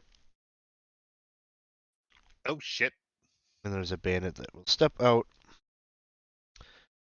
with a scimitar in scimitar? Yeah, scimitar in hand will take a strike. Alex, I'm trying to get up on the wall there. It's not is it letting blocking me. you? Yeah. But for coming out and stepping into my reach, if he's okay, stop there. Cool. I will cast shield and he will miss. Oh, okay. Sounds good.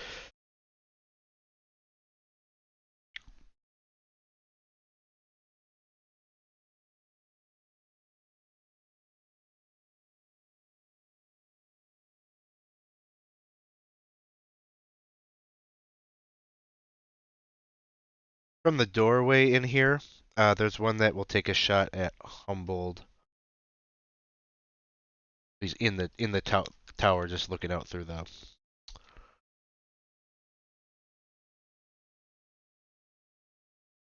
Open doorway. Crossbow bolt fires out.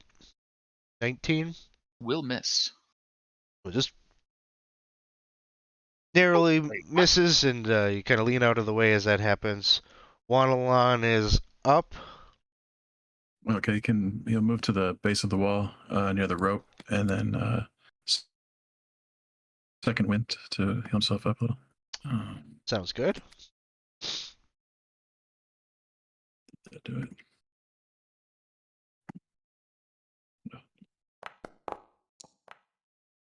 Don't.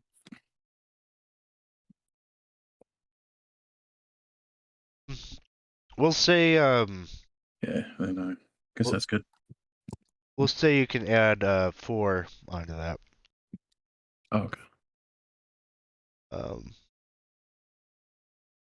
Bandits over here.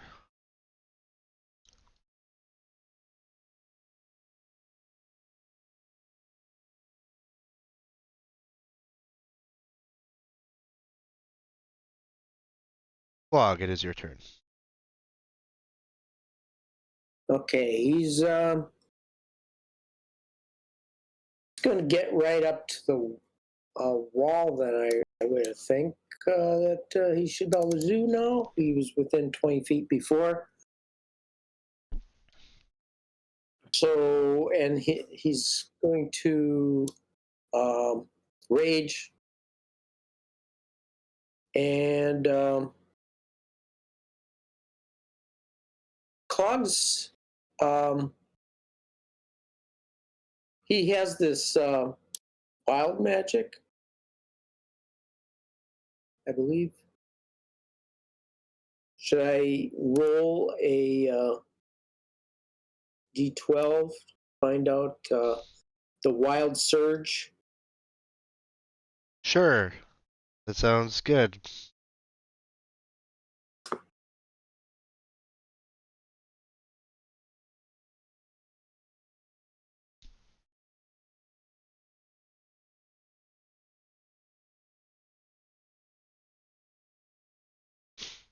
Anything fun happen? I don't know. Where do I find that table for that? I think it's a D8 for the barbarians. Got a wild surge table. I don't know. It said D12. It says D12.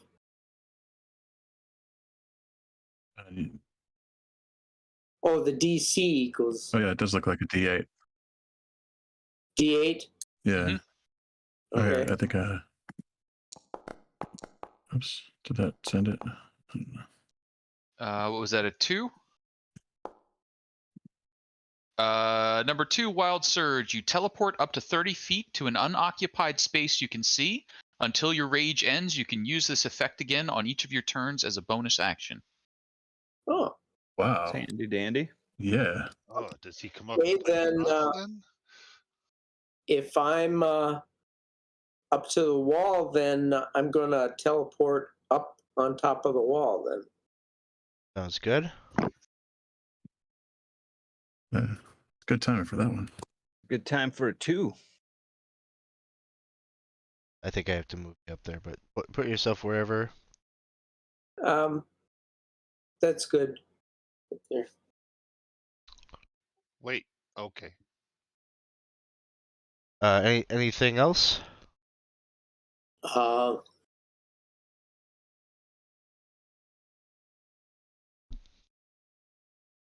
No, I don't think I can do anything else now that I did that. I All think I'm right. good. Let's see. I think the only ones that are yet down there are Herc and the cleric, and they're behind the darkness. I think the cleric is in front of the darkness at this point. Darkness at 40 feet, so it would go up to 25. So if he's less than that, he would be out of it. Yes.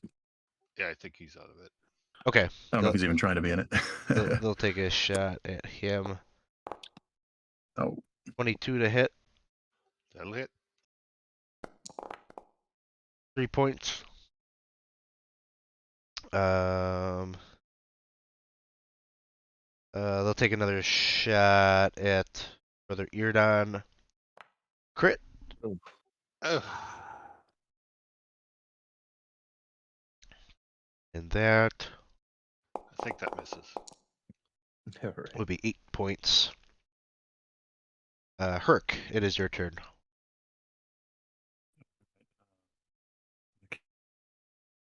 Keep moving up. He can only see 10 feet in front of himself, or he can't even really see. It's like blind sight. But I guess at this point, though, he can move up to the wall.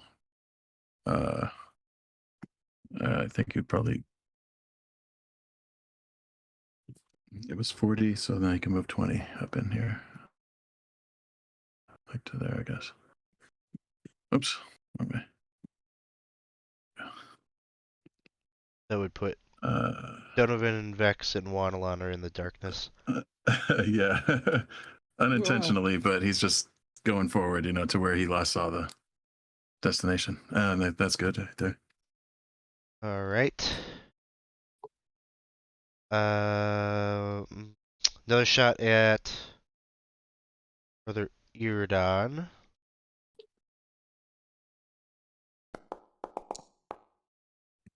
Nine will miss.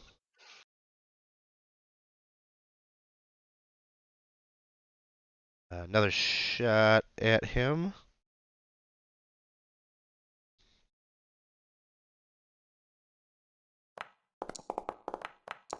That'll hit.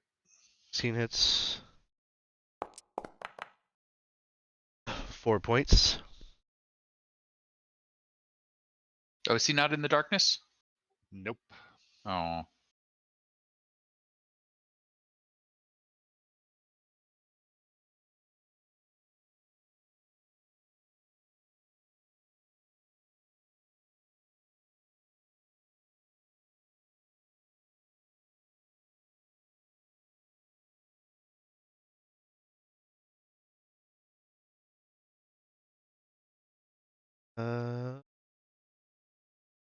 Guy is in here. So, another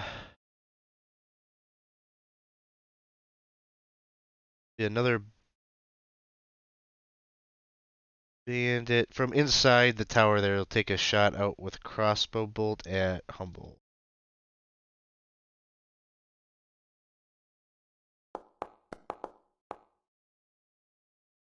"20 will miss. When he misses, Eardon's turn. Ugh. I feel like shit. You people are all insane. He's going to cast Cure Wounds on himself. Sounds good. Probably upcast that to 3rd level.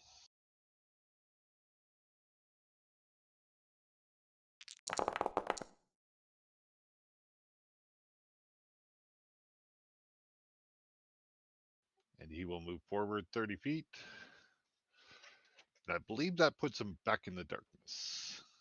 But I don't have his token anywhere anymore. Oh no. Oh, it's lower left there. Isn't that him? Right here. Yeah. I do not see him. Hmm. Oh, because you're using Elena's vision, probably. Huh? That's quite possible. And then I guess bonus action, he can see this guy up here. He will cast Spiritual Weapon and hit him with his Spiritual Weapon. Oh, at disadvantage because he can't see him. Damn that darkness. This is a guy on a wall right here. Yeah. That'll hit.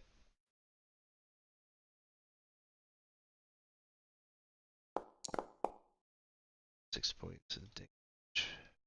All right. And that's it for Brother Eardon.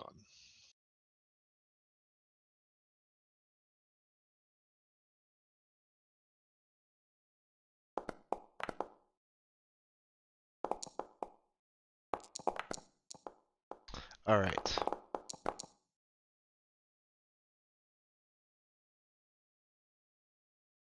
The tower to the southeast.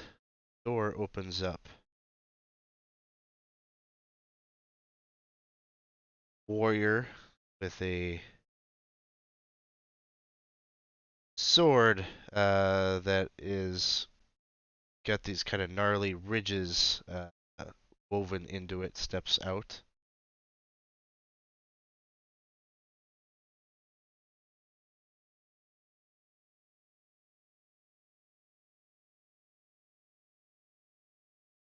Just here. Take the dodge action.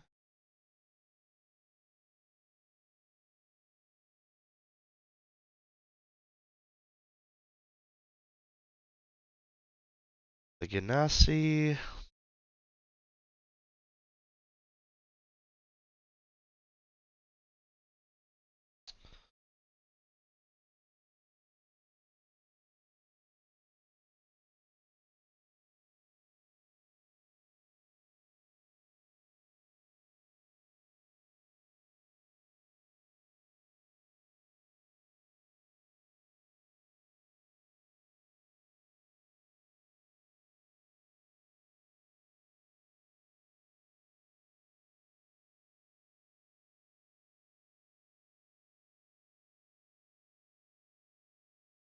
Five.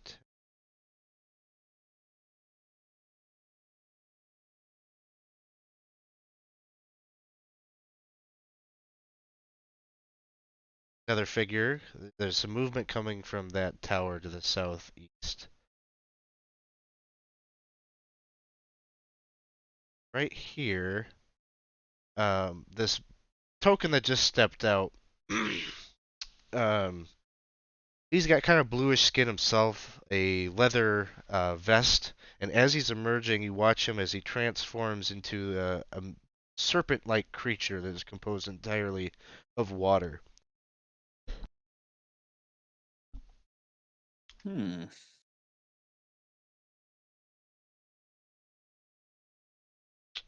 And Donovan, it is your turn.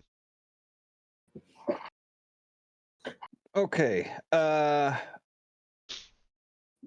Donovan is gonna tell Vex, get up there, as he's gonna use his action to touch Vex and do a lay on hands. Give him 4 points. And Donovan will head up the wall. What is it, 20 feet? Mm-hmm. And it's difficult terrain, right? Go climbing up a wall. Yeah, half speed to climb up. Yeah. Well, and I have a ring of free action, so I think that negates Negates that, it, right? sure. I think you're gonna have to move him up, but then so Vex will end up having to use movement and dash to get up top there. It's good. And I will move to here.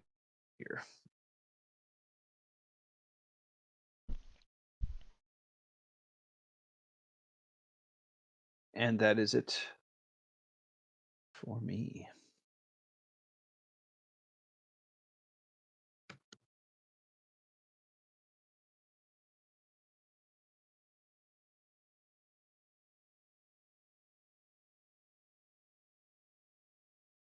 Door opens down here. And this bandit will take a shot up at Vex.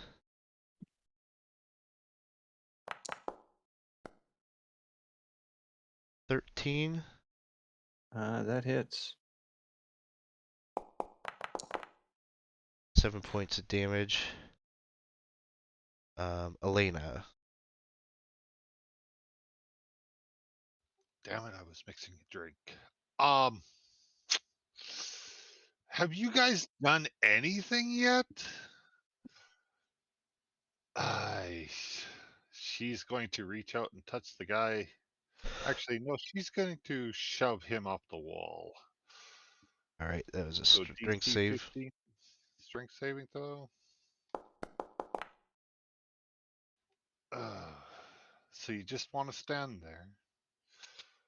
That's fine. I will shocking grasp him then. Why is it rolling at advantage? I don't know. The first one was 17, so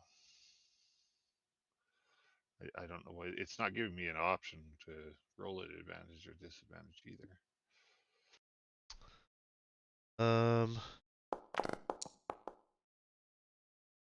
So 5 points of damage. All right, he goes down. May want to fix that just because I don't know. Does it actually tell you first one, second one? Because I think when you roll advantage, I think it reorders it. Oh, does it? I think so. I don't know how to fix it. Was that guy wearing metal armor? I don't know how Foundry would know. Okay, that was the only thing I was trying to see if it was that smart. I didn't think so, but if you're rolling from your Beyond sheet, is that what you're doing? No, using Beyond. I'm Beyond rolling 20 from the sheet on Foundry. Oh, okay. But he'll 5 points. That'll do him in. Anything else from Elena? And I'm still within reach of the guy inside the wall. Yeah, the door is right here, and there is a guy right there. No, I'm sorry, he's not there. He's if you want, are you primarily interested in what's going on in there? Because I could move you to a place where you could see it. Or stepping No, away. I just Okay. didn't want to give him. You just didn't want to get. Got it. Humboldt, it is your turn.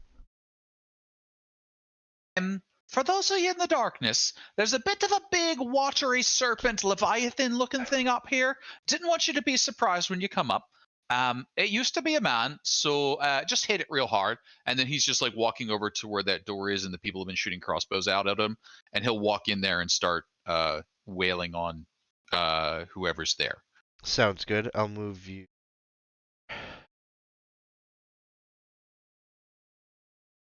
I can fly. I've gone too far. Anyway, that's the door, and that. Okay. So first fella is getting a zealous staff of striking. Attack. Not risky yet. 16 hits. Damage. Normal. We'll do 18 points of damage. It's down. Next guy will just get an angry staff.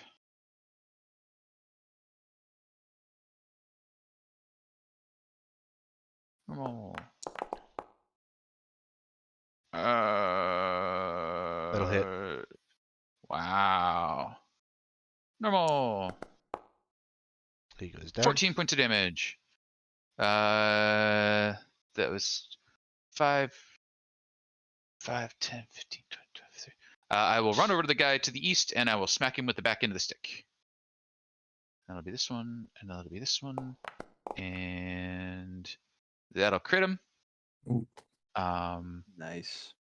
And the crit is this one. 1d4 plus one more d4.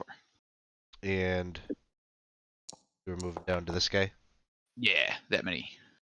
Down.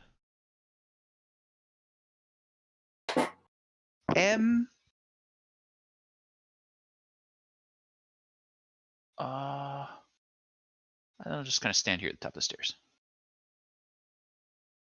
There's a couple more in here. And that'll be that. You got it though, right?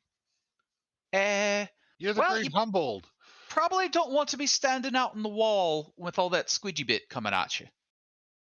Might want to come inside.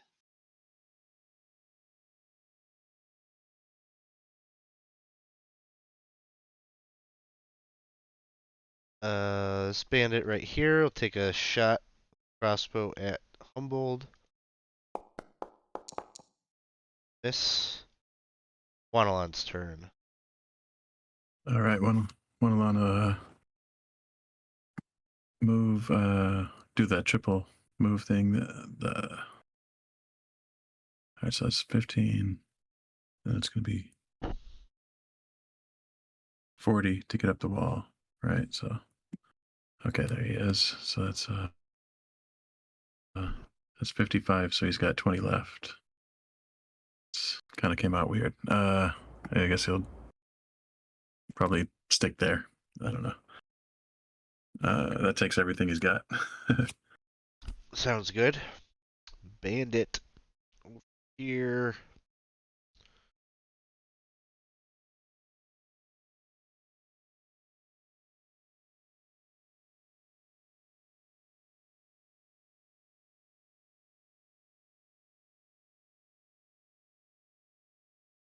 Bandit moves into the courtyard there. We've got another Reaver coming out of the southeast tower.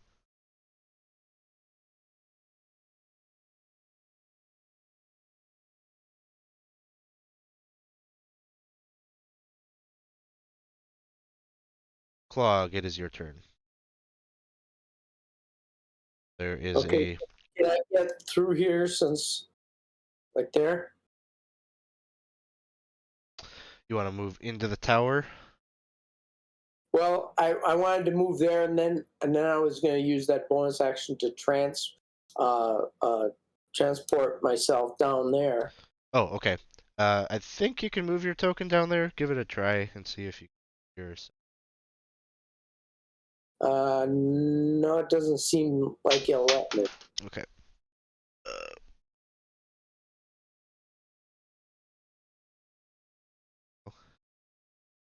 All right. Then I was gonna be here and attack that guy. He was standing by an open door, right? Oh, yeah, the guy in the lower level. Yep, you can get him.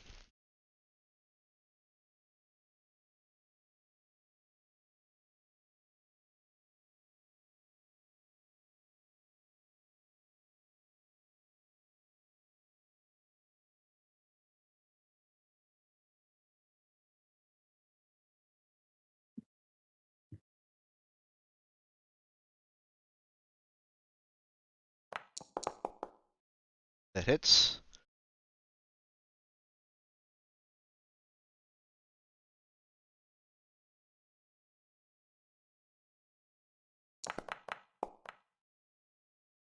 He goes down.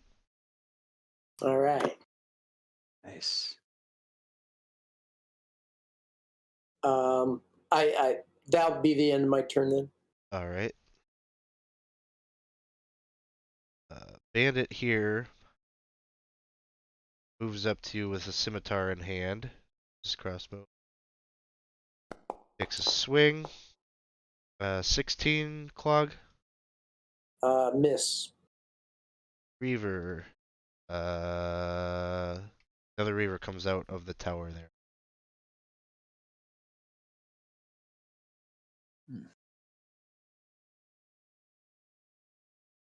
Coming up the stairs now. On the southern wall. Clog, another bandit from inside the tower there. Strafes over to you. It's going to take a shot with the crossbow. Hits a natural 1. I don't think it's worth the reroll. Let's just see. Okay, he's going to have... Gets a card. Gets a Bad card. day. Ricochet. Make a DC 18 Dex saving throw. On a failed save, take double the weapon's damage, and you were blinded for... Goodness. That's brutal. This is why you don't strafe with a crossbow. So he, as he's coming, he fires just a little prematurely. Bolt just ricochets off the wall there, strikes, does a rally, and comes and hits him square in the face. So he's blinded for the next. Is it worth rolling? Okay, one roll, one round he'll be blinded, and he takes double the weapon's damage. Oof. He's probably dead. That's what I'm thinking. Revolver Ocelot over here. Yeah, he's dead. Snipes himself somehow in the head and dies. Blinded into the afterlife. Herc, it is your turn. All right. Musclehead Herrick is going to, without regard for his allies, just continue pushing on and climb up the wall, putting everybody in darkness unless they say otherwise. It won't let me move him, but I was just going to put him right there. Where are they? Outside of this darkness. Show me to them and I'll destroy them. What darkness? What are you talking about? Ooh, that's right. That's right. Lana can still see. Inside the tower, the one right in front of you, kind of in a panic, Humboldt is just firing off his crossbow. 20 misses. Yep. Down on the ground here.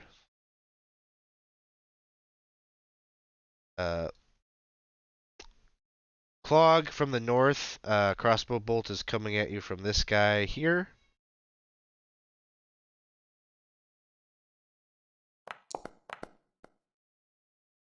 $14 misses.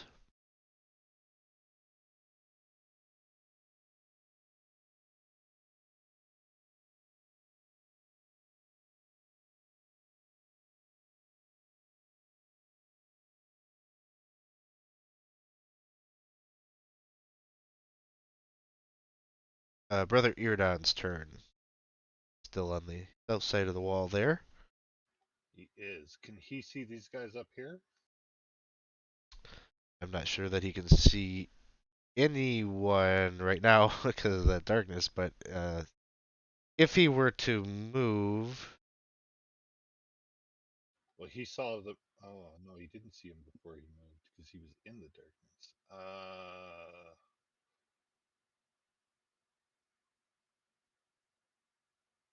he could maneuver himself into a position where he can see them.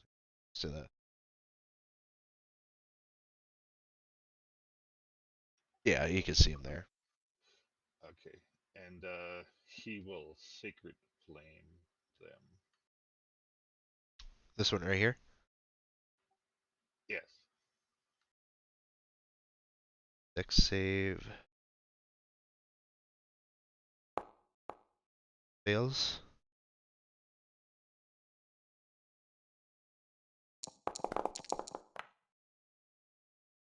Nice.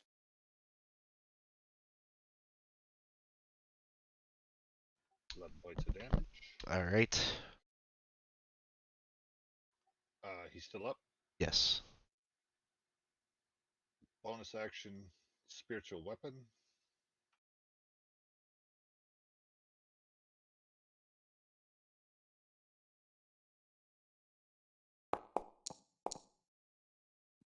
And the target is that same one? Yep.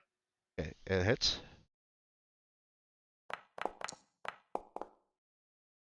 Nice. And then if he's still got movement, he wouldn't mind moving into the darkness, but All right, that sounds good.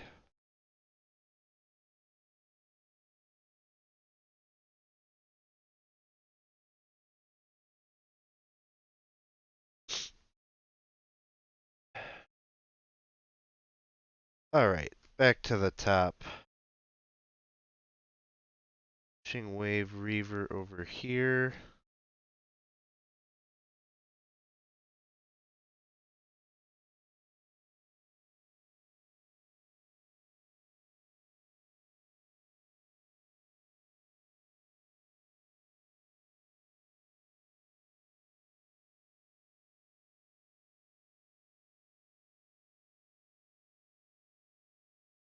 Yeah, step into the darkness.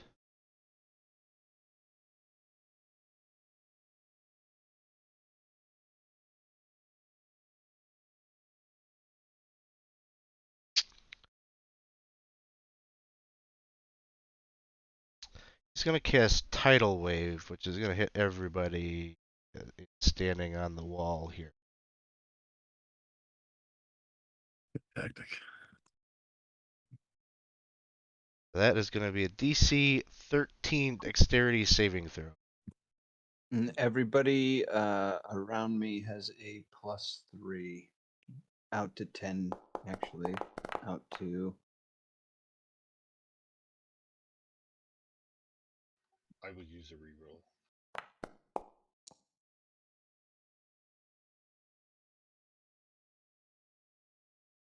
Aura of protection. Grant all friendly creatures, including you within 10 feet, a +3 bonus to all saving throws. So Exactly what he needed. Thank you.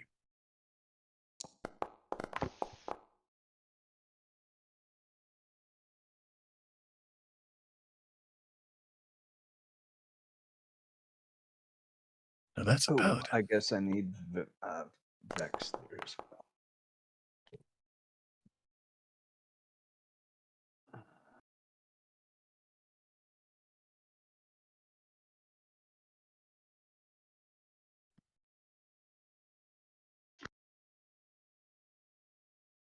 Did you give one for Wanalon there?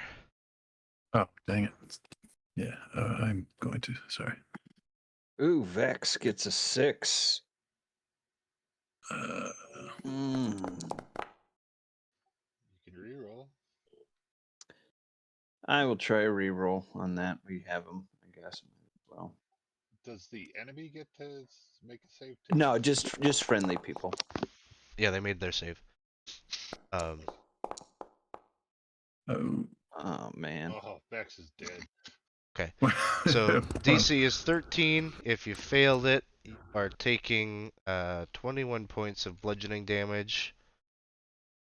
And you're knocked prone. If you made it, you take half the damage and are not knocked prone. Can NPCs do rerolls? One of them do one. I used one. Oh yeah. Yeah. If there are any left, I think one of them would use it. Use one. Okay. Vex is a goner. There we go. He's not dead yet. Vex gets knocked prone. Yeah, he's at -12. So, which isn't dead outright, I guess. He's got death saves coming. So Vex is prone. Anyone else prone?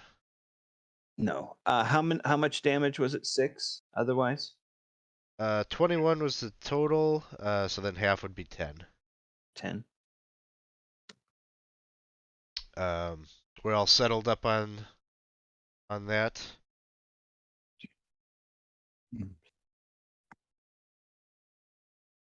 Yes. And the Reaver here is pro. All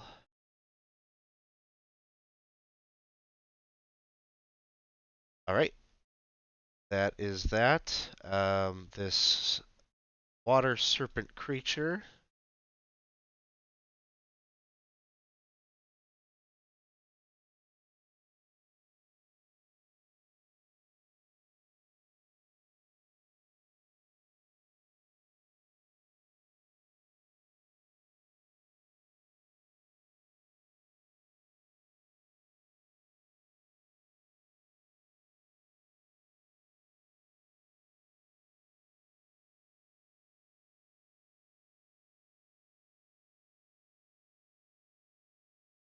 Take the dodge action. Donovan's turn.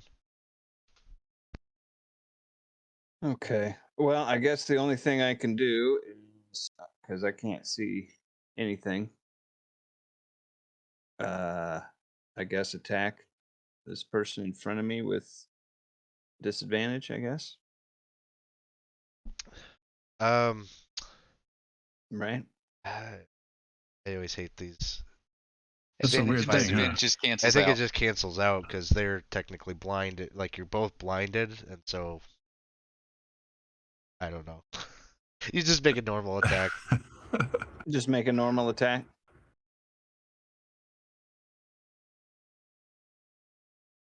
Yeah. That's super weird, huh?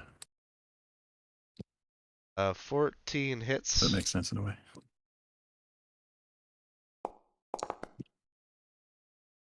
All right. 15 damage. Get the sense of the form that was on the ground. You just kind of like stumble and trip on them, and you just pierce your sword down, and you don't hear any breathing from that life form. Okay. Yeah, I mean, I can't see anything. I know I'm next to an edge. Yeah, this darkness is, I mean, I can't run blindly out into whatever. You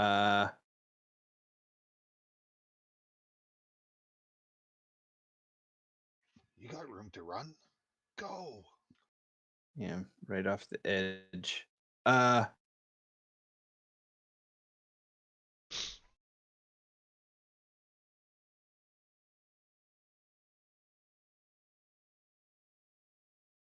I guess I will move up forward. Kirk would definitely drop the darkness if anybody asked him. I was just figuring on his own he would probably keep it. And second attack on this guy.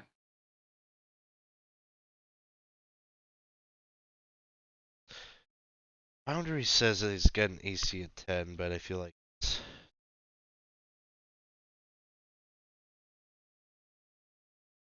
I mean, he is showing off the abs. Like, that's Yeah. not an armored shirt. It's true. Based on the Oh, is- CR of him, I think of 10 doesn't make sense. Oh, Does he have mage armor? Did he forget to pay his tax this morning? It's supposed to be. So that was an 11. Okay, 11. Should I re-roll? Yeah.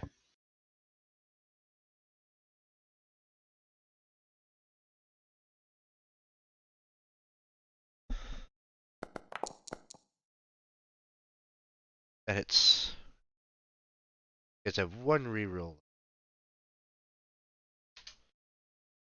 And I'm gonna dump a smite on him.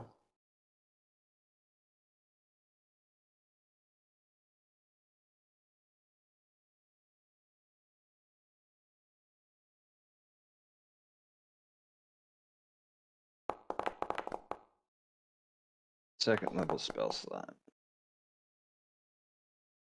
A total of 21. 12 plus 9, yeah, 21. All right. Being better.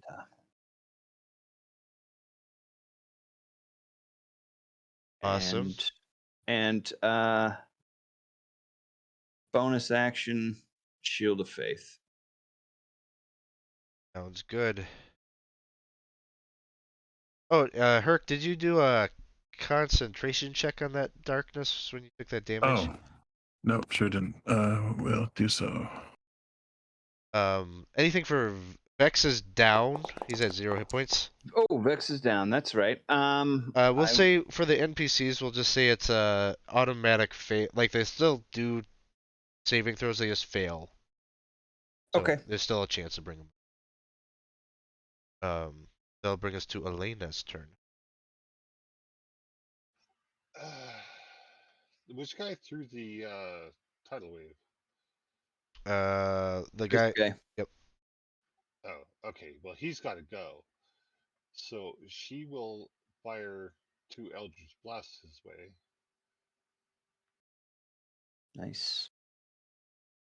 Well, that's right. You're not affected by the darkness. That's nice. Does that mean I get advantage? I don't know. Casey's saying yes, so you take advantage. Yeah, because he can't see you. Nice. Hits.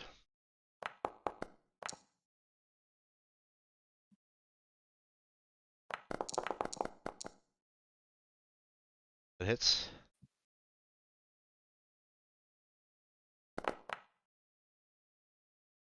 Great. And then a healing light for my friend who's laying on the ground, Vex. Not sure he's a friend, but he's an ally. He gets 4 hit points. Sounds Nice. good. Humbled. Humbled like spares a glance back. I would like to also move back. Okay. I don't want to get hit by that tail wave again.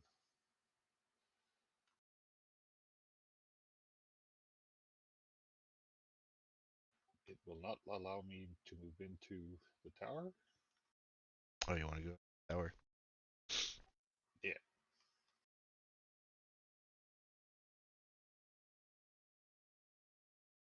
Went so far in the tower he disconnected.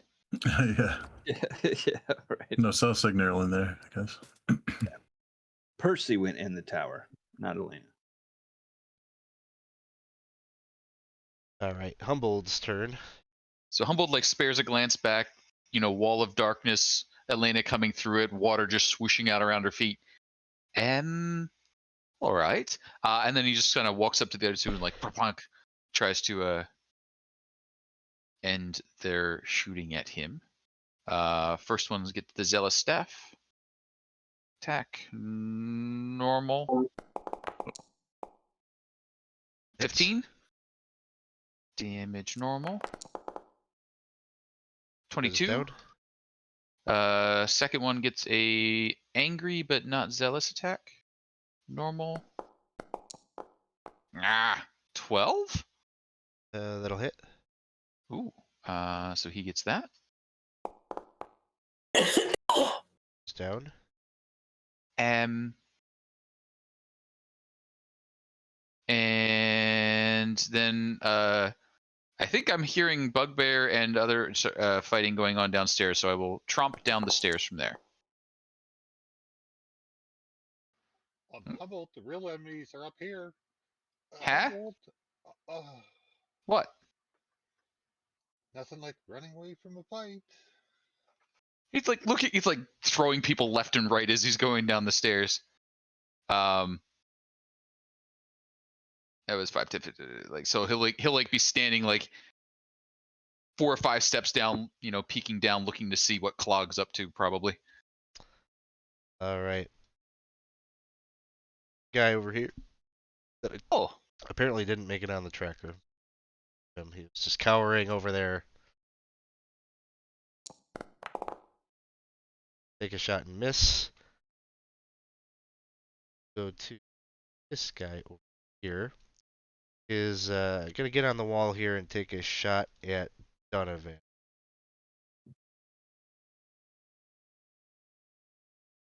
Got pack tactics. Advantage on this one. Better. It's Wanalon's turn. All right, I think Wanalon will feel his way to the left, trying to get into that tower. Or at least out of the dark. It won't let me move him over there. Oh, whoop. He flew away. Yeah, you want to be in the tower? That's the tower over there. Oh.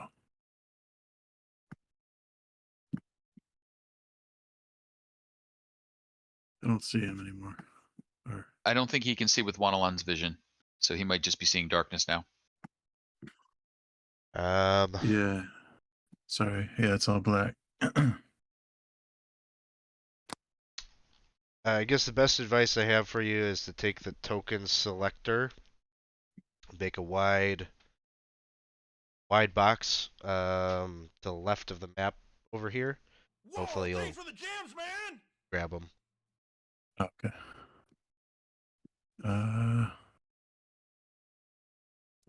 No, it's not working. Dang it. There's a fellow north.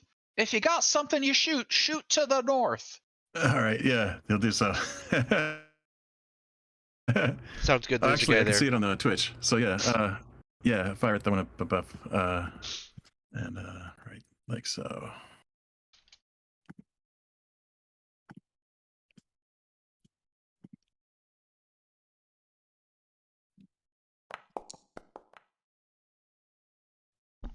That'll hit. That's 17.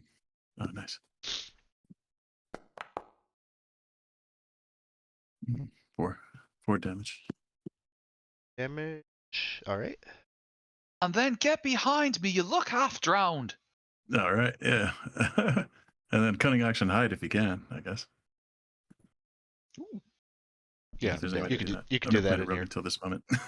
Yeah, you could. Alright, cool. I don't know, duck behind this bed over here. Oh, nice. Bandit. The courtyard is gonna take a shot down.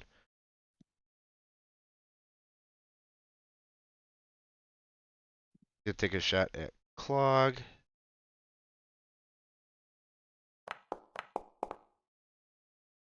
Crit.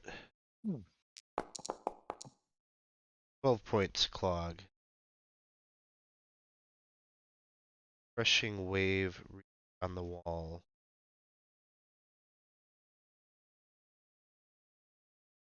This side of Donovan here. And take a swing with sword. Miss. Clog. It's your turn. Okay, Clogs attacking that one that's right beside him there.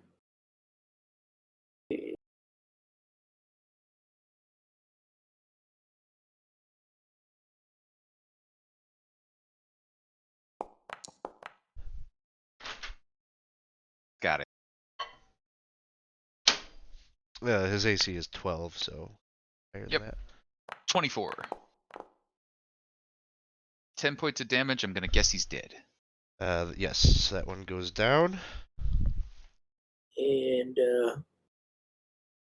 Clog's gonna move into the tower then. Okay. Oh, actually, he's still up. Sorry. Oh, he's still up? Yeah, you said 10 damage. He has 11 hit points, so he's still up. Oh. Well, I'm gonna use my bonus action to transport into the tower anyway, right behind him then. Sounds good.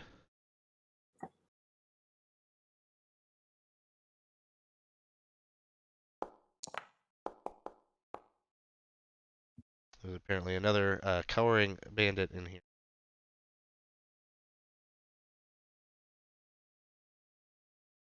Do you see him, Clog? That one? Yeah. That's a bandit also. Okay. Cliff, no second attack for you yet? I'm at level 4. I don't think you get that until level 5. Yep. All right. This bandit then, Clog, is going to try to strike at you. And crushing wave Reaver over here. Gonna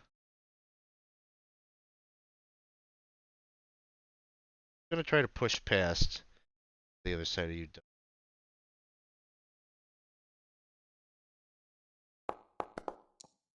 Miss. Herc, it is your turn. All right. He hears metal clanking over here, so I move over here until once he gets to there, he can see this one. So I take a couple swings, or not see, but sense blind fight. Right, then you would have advantage on that one. Nice. Oh, does that count? 17 will hit. For 8, and then send the other end of it. The hits. For 5. Right.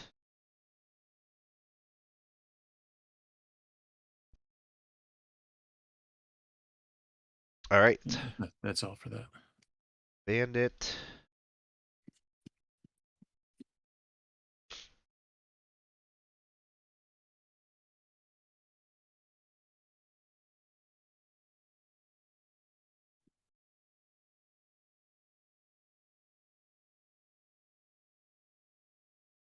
There.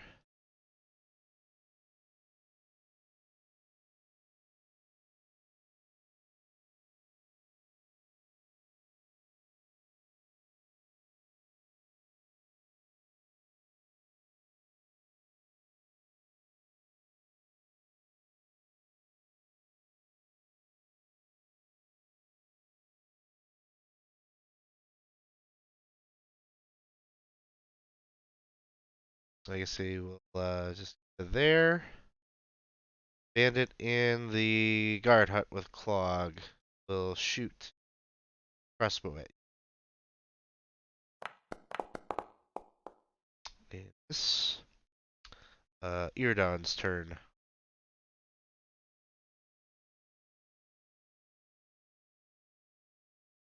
Well, No, Iridon's is that the priest? No. Chris, right? Chris? No. I thought Who's got Iridon?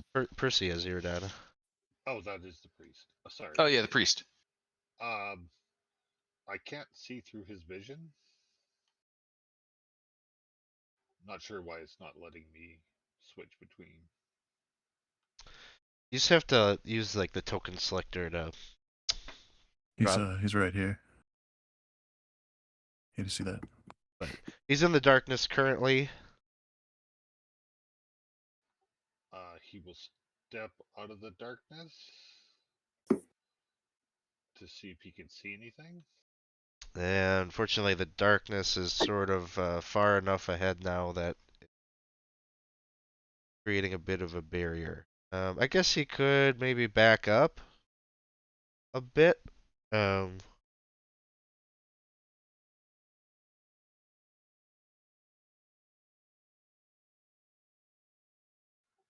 It's not letting me select my token. I don't know why. So like, let's see, you said 5, 10, 15. Like if you get here, you can see like the water serpent guy and the thug. Okay. He will attack the water serpent guy again. All right. Seems like a big threat. He still has a spiritual weapon up there too. Would that be at a disadvantage?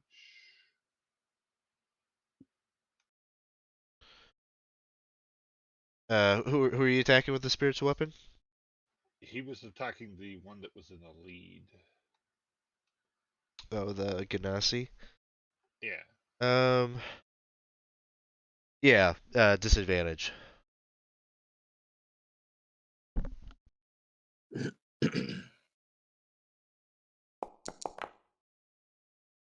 he misses him. And then he will use. He can't see any of his allies because they're in darkness. Correct. So he will use Guiding Bolt on the one that he can see. On the blue guy there. Yep. Okay. Yep. It'll be at disadvantage because he's dodging.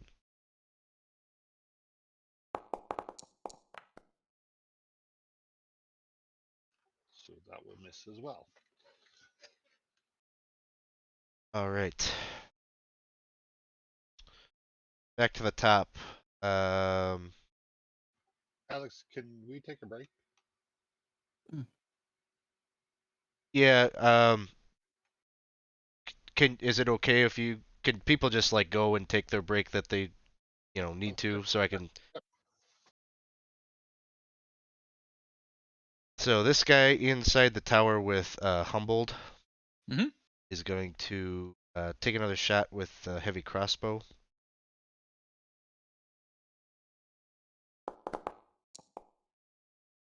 Two will miss. Miss. Out on the wall, the Ganassi.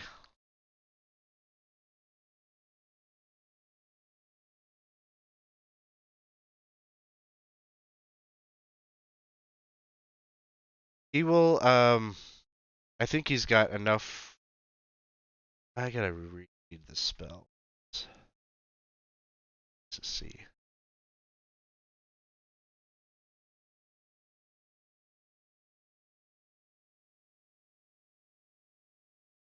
No, he doesn't. Okay, he's gonna toss.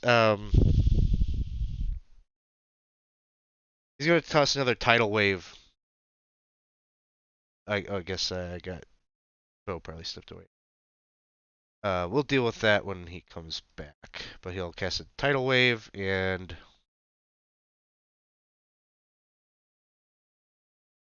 that would be his turn. How far out does that go, Alex? It would be past you, so you wouldn't be hit with it. Oh, okay, but Vex would.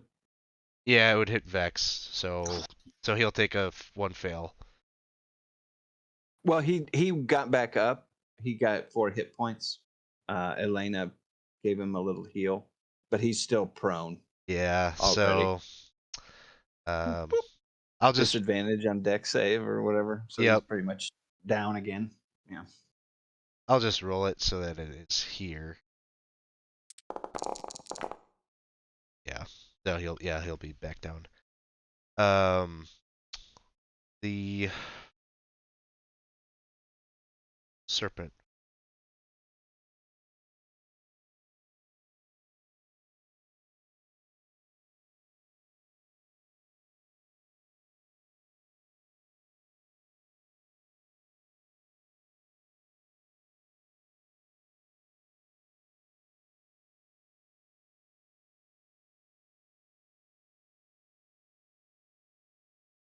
He gets to there, and that's all he can do.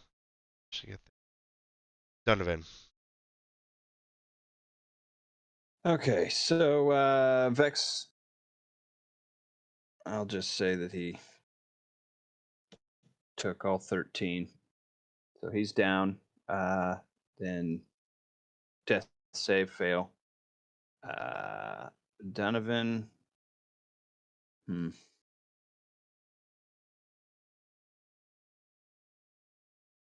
All right. I am going to bonus action. Actually, this is what I'm going to do. I'm going to attack the guy in front of me.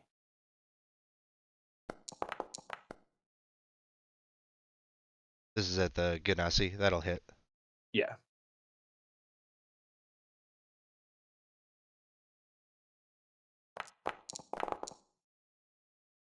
For 11.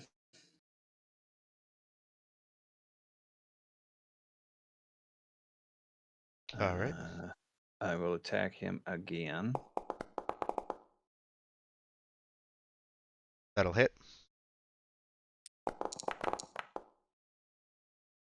For 10. And then Pretty rough. And then I am going to bonus action shove him with my shield master. Do an athletics check against him and try and shove him off the.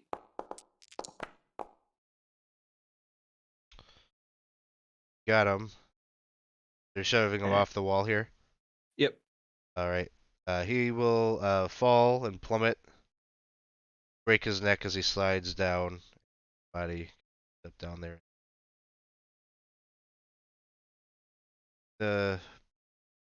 On the other side of the ravine there.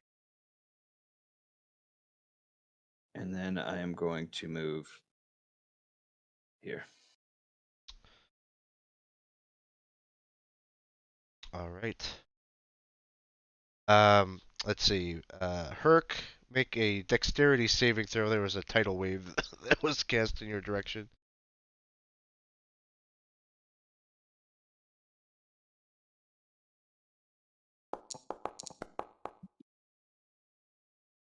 21 with the +3. So you make a save, and you would just take 6 points of damage. Okay. And just so you know, also, Vex went down again. You can see 10 feet out, right? Yeah. Okay, so 10 feet out, you see darkness gone now because I failed the Constitution. Oh, did you? Okay. Yeah. And it was 6 damage if it save, right? Yes. Okay.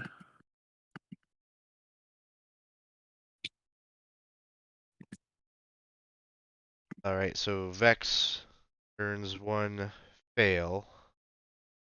Elena's turn. Elena will step back into the platform so that she can see the rest of the enemies. She will shove the guy that was behind Donovan.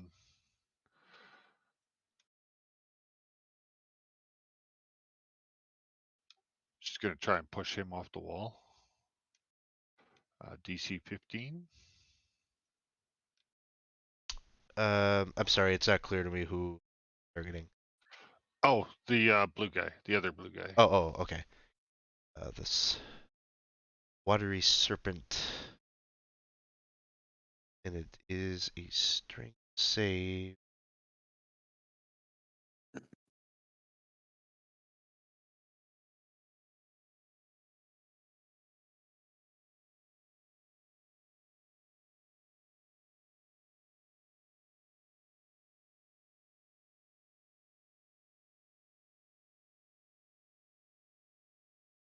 I'm gonna say it doesn't affect him. Interesting. Then I will At least fire not in his current form. a couple of Eldritch Blasts at him then. These are normal. He didn't dodge this time.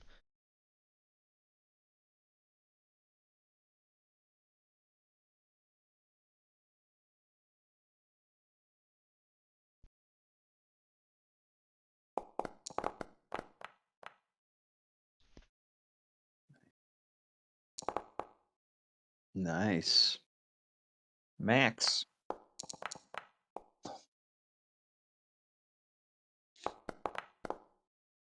Ooh, almost max.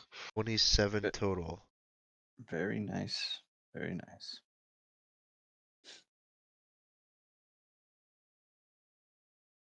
And that'll be it for me.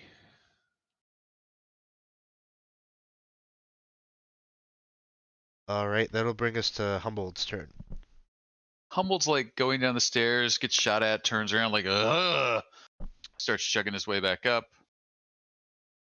7, he walks up to this dude, starts swinging Zealous Staff.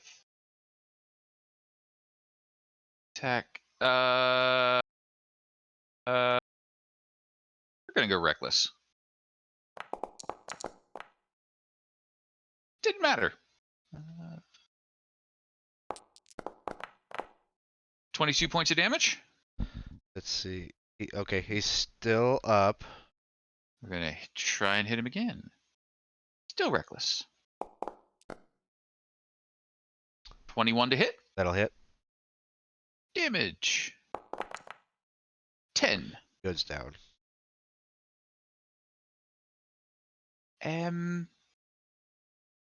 Huh. There's little spinny things in here.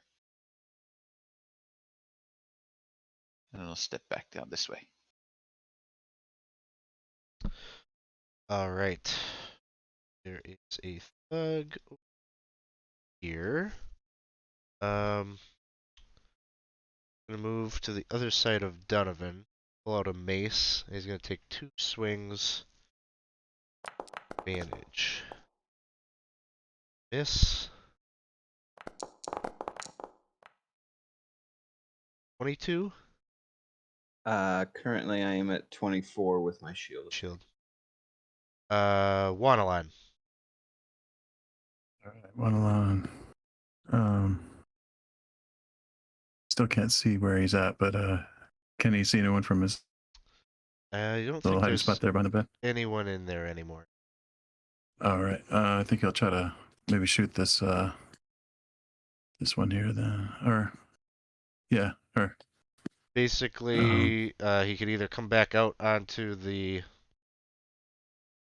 walkway, or there is a staircase that leads down, and you could probably hear some sword play happening down there. Recognize maybe Clog's voice. oh, okay. Yeah, if there's any way he could kind of move down there without being detected and get a little sneak attack shot on her, I'm sure he would attempt such a thing. Yes, so I'll put Wanalan's token is now in the tower over here. This tower here. Does he get advantage too if he's hidden? Or? Yes, he has advantage. Oh, cool. That'll hit, and he's got 1 hit point left, so he'll down. Oh. And then that'll bring us to Bandit out in the courtyard.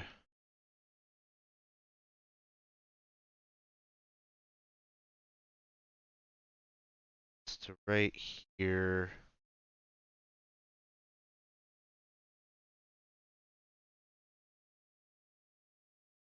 They'll move into the tower here. Clog. Crushing Wave Reaver.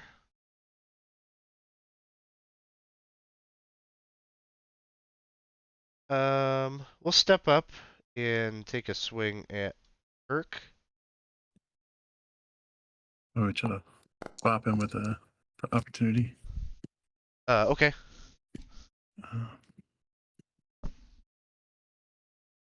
Well, 13. 13 will miss. Oh. 23 to hit. That'll hit, yeah.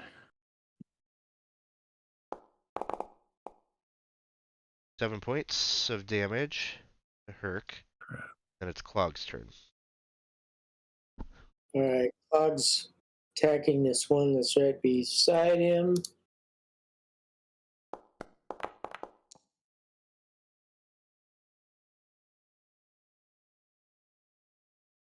that a miss? That one will miss.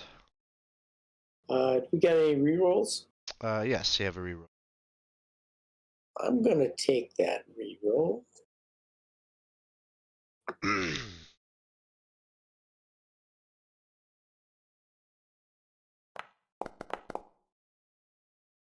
That'll hit.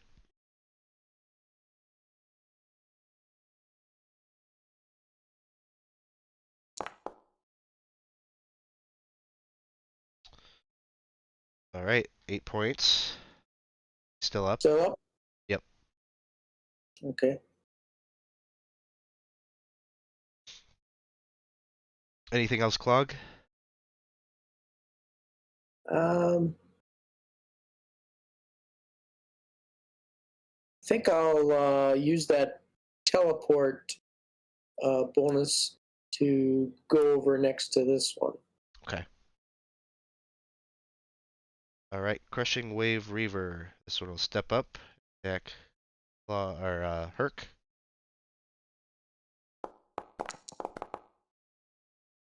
$15 to hit. I miss. All right, Herc, it is your turn. Okay. Gonna hex the blue one. This guy, the worm. I mean, snake, the water snake, and then start attacking him.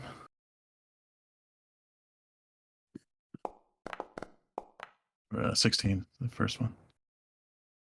16 hits.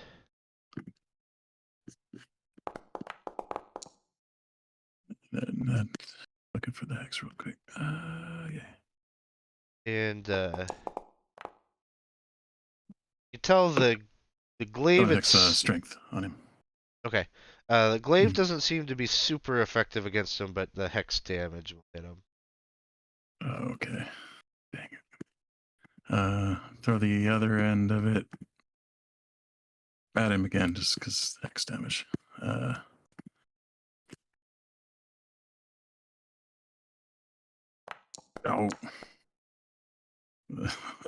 Roll me a d6. 1. Okay, no problem. Just a miss. And that's it, I guess. All right, Bandit.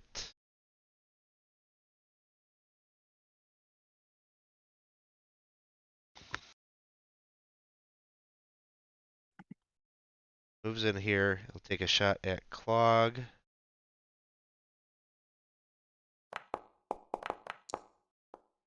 Uh, 19 to hit. That hit. 8 points of damage.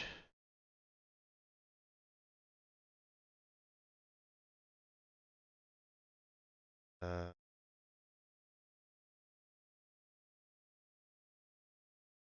okay. Bandit that is right by Donovan is he'll try to grapple you. Okay. Probably not with a 2. In the tower, opposed to Clog, this bandit pulls out a scimitar, makes a wild slash, does a 20 hit. Yes. Oof. That one is 7 points of damage. Brother Irdon. He's going to spiritual weapon the serpent. Sounds good.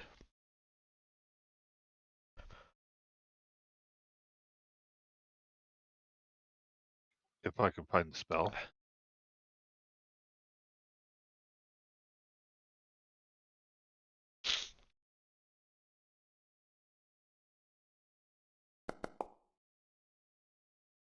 $17. 17 hits.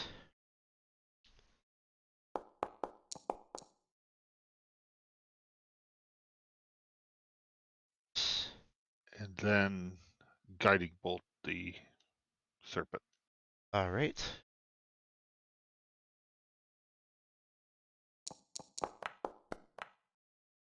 Hits.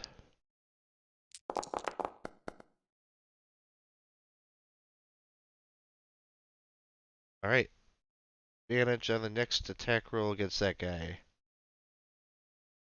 That's it for Brother Iridon.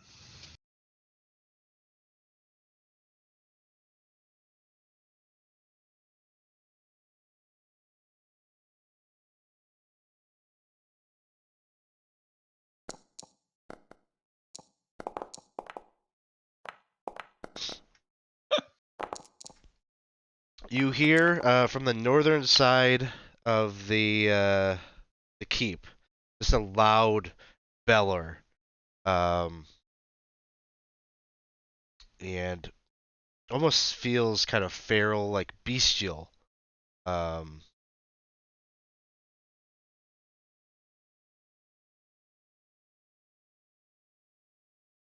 a rallying call to those. It almost sounds as if maybe some of the like an intimidating rallying call to a warning not to abandon the keep. Salted. And with that, the water serpent here looking fairly rough.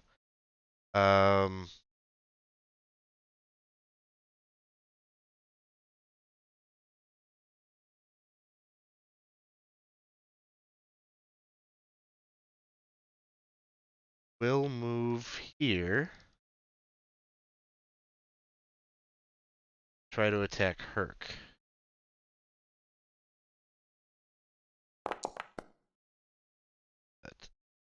Miss.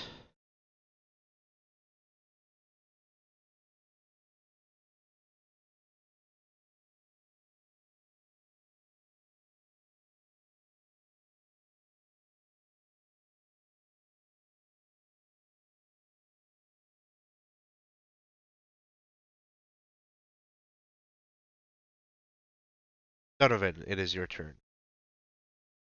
All right. Donovan kind of, excuse me. Donovan hollers out that Vex is down. Kind of using his best paladin voice, and he will go ahead and do a. Why don't I do bonus to knock the bonus action to knock this guy prone?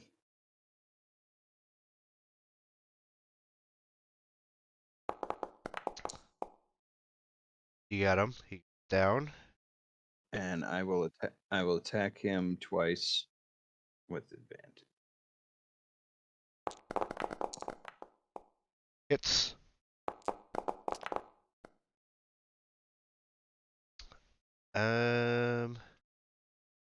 Yeah, both hit.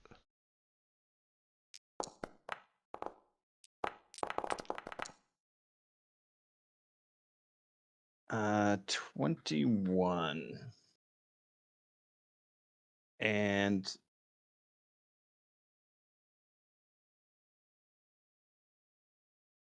I will move to here. Sounds good. Let's see. We got Vex. Oh, and Vex, second death save. All right. Crushing Wave Reaver over.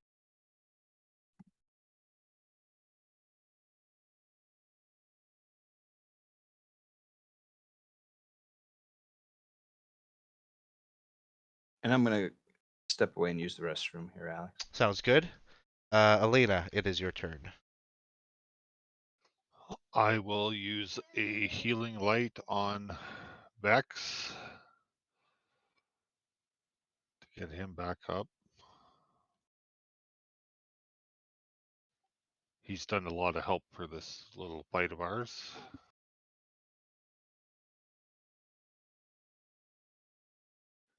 Just looking for it.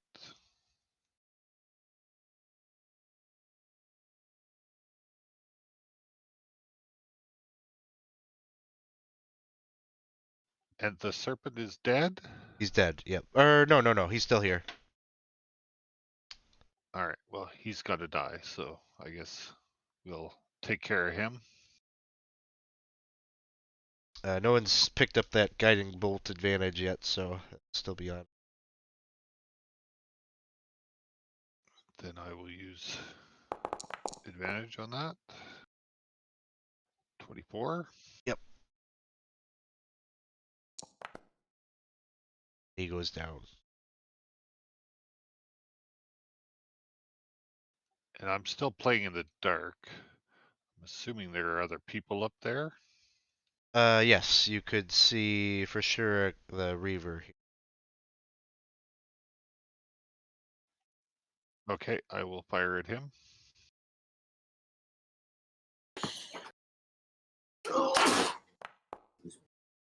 $15. Yep, that'll hit. Oh, that sucks. 5 damage. And can you move my token back to the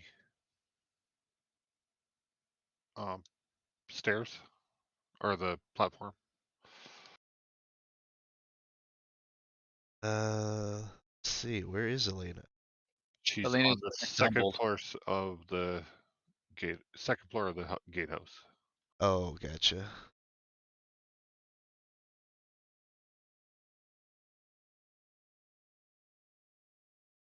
Humboldt. It's gonna walk a little south, kind of look out the door. Seems fine out there.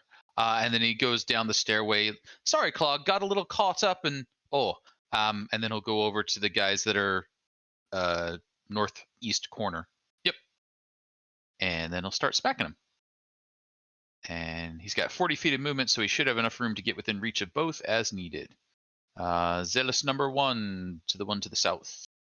Attack. Reckless.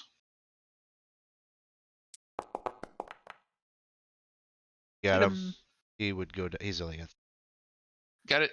Attack normal, still reckless. Got him. And He goes down. does anybody happen to be standing on the other side of this doorway? Nope. Humble to look out at everybody for a second, and then he'll free action just close the door. It's good. Thug over here will stand up.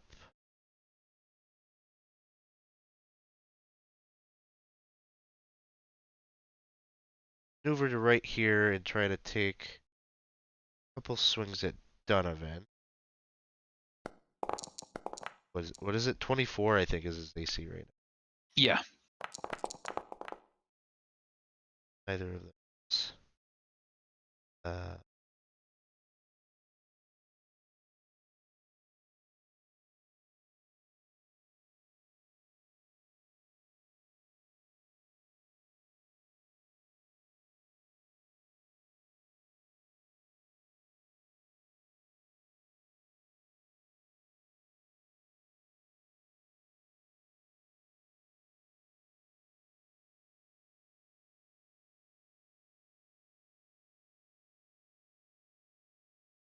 Wanalon's turn.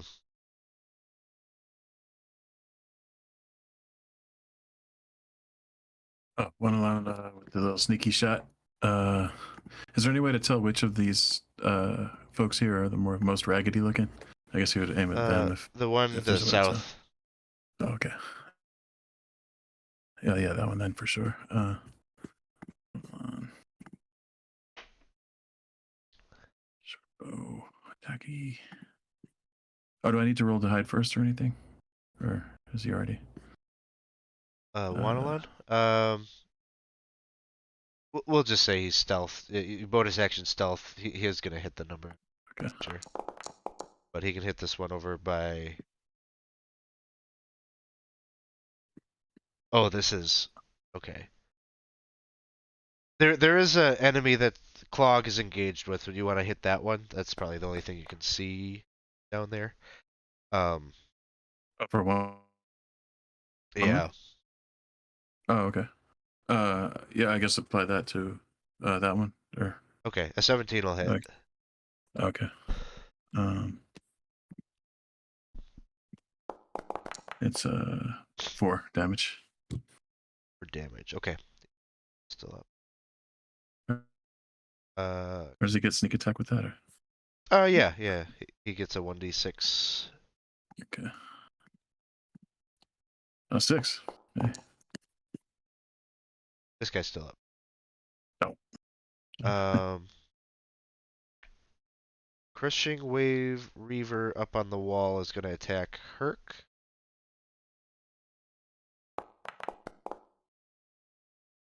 Hit. That hits. 7 points. Clog, it is your turn.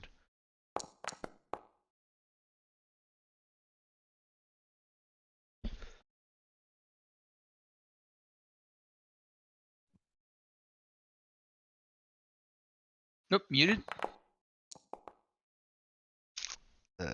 23 hits.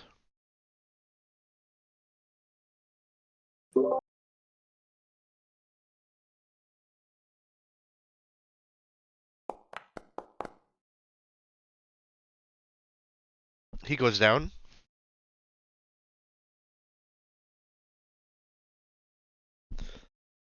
Right, Clog's gonna teleport up. Like, I can see.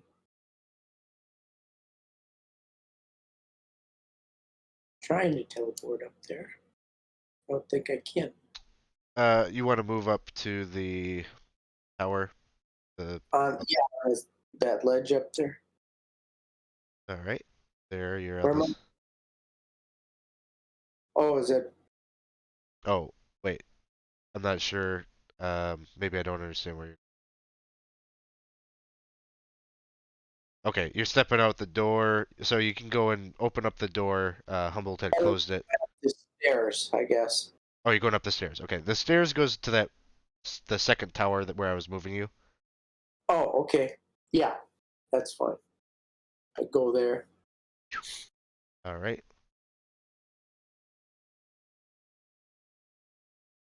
All right. Crushing Wave Reaver. Right by Herc is gonna take a swing. Miss. I guess I should use my reroll at some point, so I'll use it.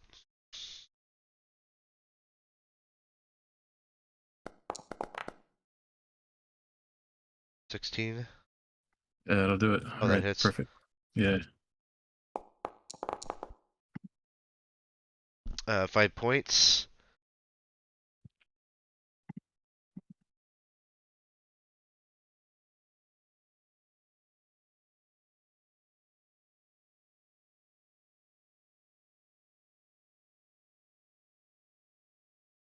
All right, Herc, it's your turn. All right. I think. I move. Yeah, move the hex to this one. You said that one looked healthier, right? And then tip to hit and hopefully smite if. All right, got a 21 to hit. That'll hit. It's like 10 damage from that, and They will go down. oh, all right. No hex needed, and then the reverse end of the weapon to the other one.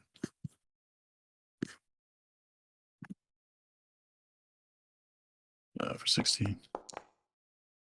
That'll hit. Or 6 bludgeoning. They go down. Oh, excellent. Nice. All right. Things are opening up here on the wall. All set then? Yeah, that's good. I think. Okay. Crushing Wave Reaver. Okay, must be here.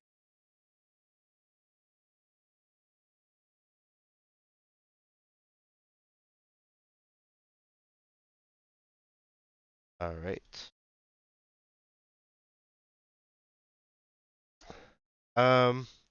This bandit would drop its weapon and surrender. Brother Iridon. Um, okay, since he's surrendered, is anybody looking rough up on the ledge? Besides Bex, I mean, he's laying on the ground, so he wouldn't be able to see him. And Herc, you've taken a few shots. How are you looking? Yeah, I got a 16 out of 48. Was that 1/4? I did that math right.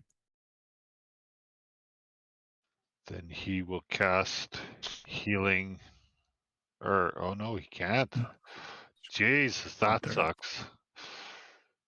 What is wrong with this priest? Cure wounds.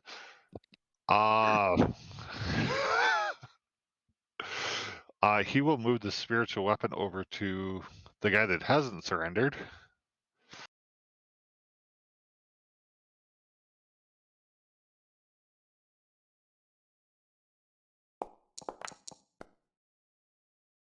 And miss horribly. And then he will cast Sacred Flame in that guy.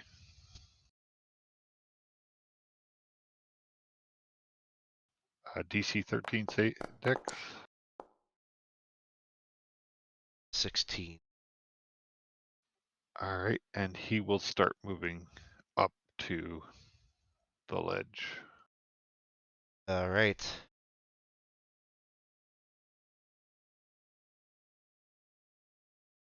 Yep. Again, from the northern side of the complex, you just hear that kind of same loud, gravelly voice saying, "Follow old Jolly to battle."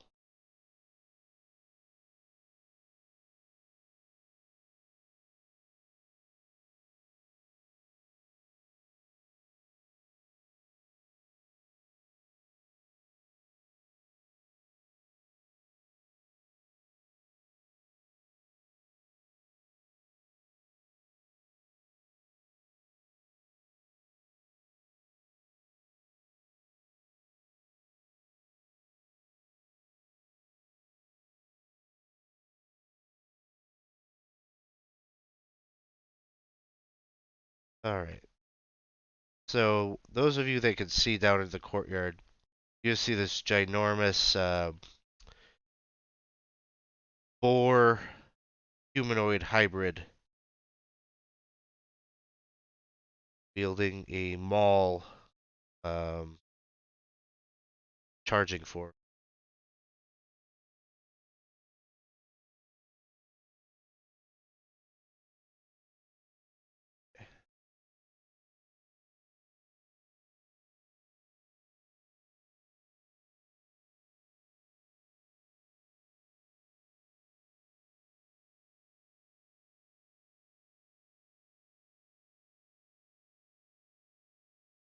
There's a robed figure wielding a staff that has ginormous kind of seashell kind of on its top. Moves into position there. Donovan, it is your turn.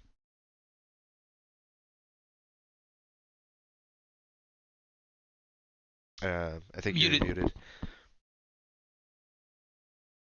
I had stepped away. Did somebody heal Yes. Vex? Yeah, Vex is up. He's got 4 Vex? hit points. And Or in front of you, this guy is surrendering. Looks like this guy's probably about to same. okay, I will say drop your weapons, and you'll live. And he'll do so. Okay.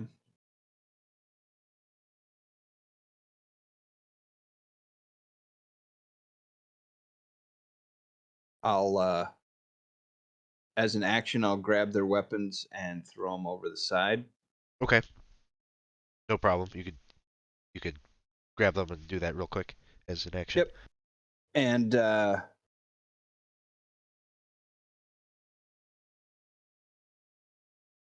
move over to here.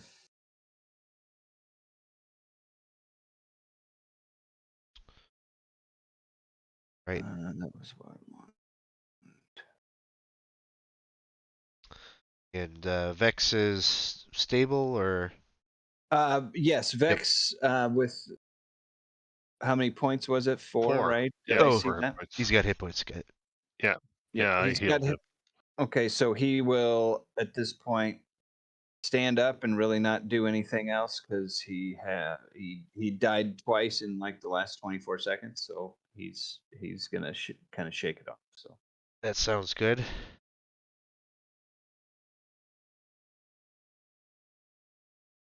and that is it.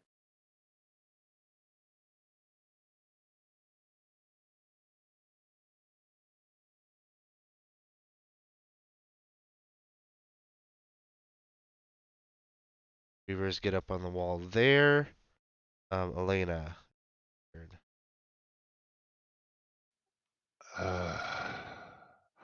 There's more coming, guys.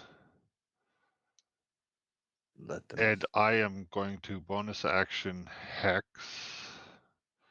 the priest.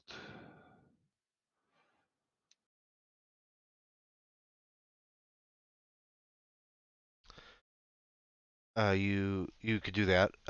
You do notice as the priest comes into view, that they look like there's some kind of spell affecting them as sort of blurred out their appearance. It almost looks like they're kind of like moving like real quickly in this spot where they stand. All right. Well, I would change, but that's fine. I already said it, so. And then I will fire 2 Eldritch Blasts at him. Yes. Him. Disadvantage. I figured.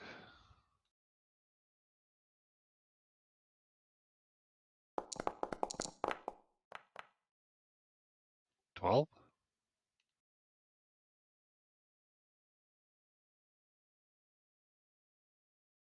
That'll miss.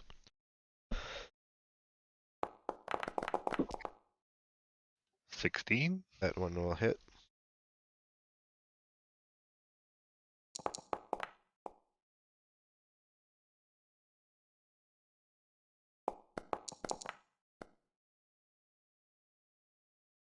Spell drops. And he takes 15 damage. Nice. There's no reason for all of you to die. You can surrender now. And I will back into the tower. All right, humbled. Takes a So- little off the thing you just said when you go higher in the tower after. So Humble will open the door. He'll look out. He'll step back into the corner here. He'll drop his staff. He'll step back out. He'll pull out a javelin. He'll throw the javelin up at this person with disadvantage. Oh, okay, gotcha. Do you have that much range with the javelin? 120 feet with a javelin. That's not 120. Did you? 10, 20, 30, 40, 50. Yeah, you're fine. 75, yeah. Javelin. Disadvantage javelin. Honk. Do we have a reroll? No. Oh no.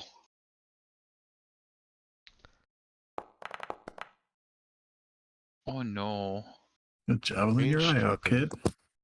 Javelin to my eye out. You javelin your eye out, kid. Nice. The good thing is Elena didn't see that. Nobody saw nothing. Oh, it's a ricochet. It's a lower DC than the previous one, though. Oh, DC 14 dex save. DC 14 dex save. Can I see it coming? Dodged. No, because you. Okay. You Got made a it. 20 out of it, so I made it. Yep. There's no nothing save, so you.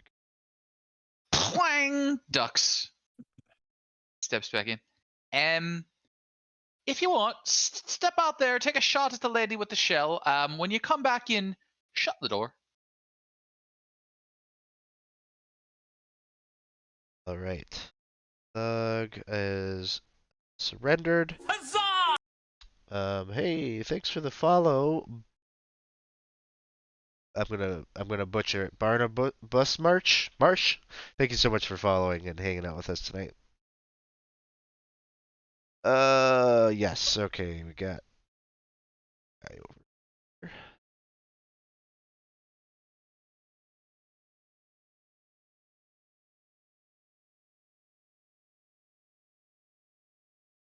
There, Wanalon's turn. He sneaky shot the nearest enemy. I can't see him, but Okay. Right here. okay. As a hide first, right? You can do that. Do you see the token though? Like, I feel like you should be able to see the token. Yes. Oh, he's down on the ground now. Okay. Yeah, he would fire, I think, at the priest as well, if you can see them. Yeah. Right. That will hit.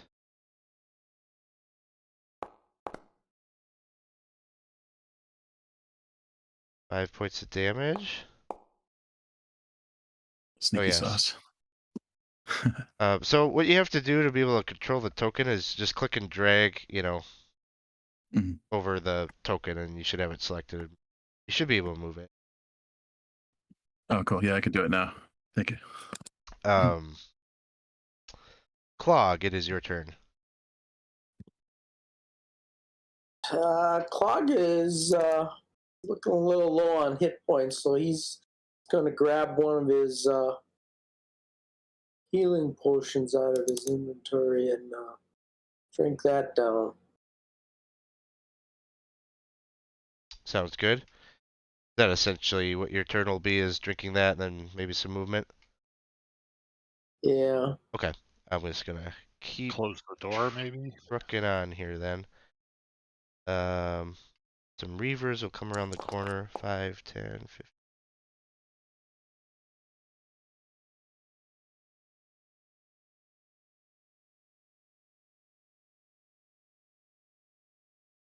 Kirk, it is your turn.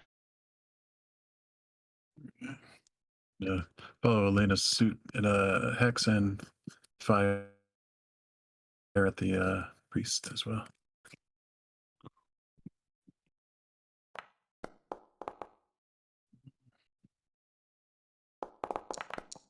Not much damage, but and hex rue.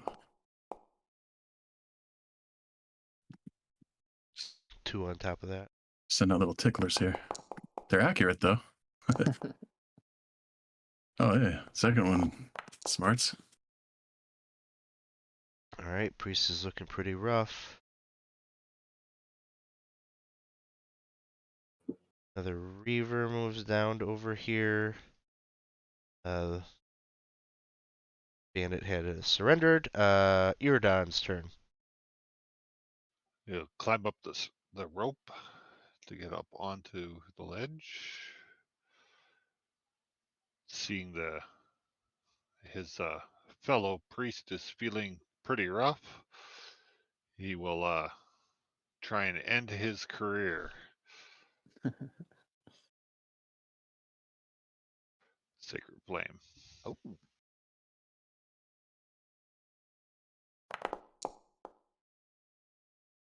I was trying to give him a chance. just goes down. And if I can move out of line of sight with the rest of them, I would. I'm not sure if that's a thing that can be done, though. I mean, you can go into the tower. Okay, yeah, he'll go into the tower. Stand beside Elena. Oh yeah, this is Iridon. But yeah, he can. Well, he just went up the rope here on his turn, right? Probably doesn't have any. He would have been 5 feet up the rope to begin with, so I'm not sure. Yeah, because But there have that's been. fine. Yeah, Yeah, he wouldn't have any movement left. yeah, it's difficult terrain, right? Yeah. Uh, Grimjaw.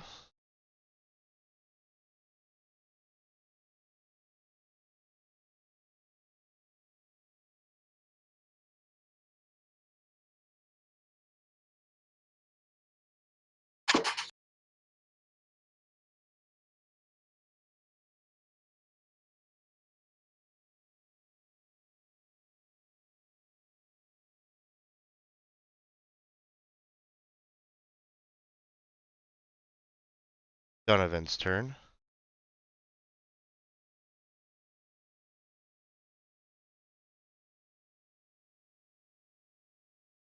I'll move up over here.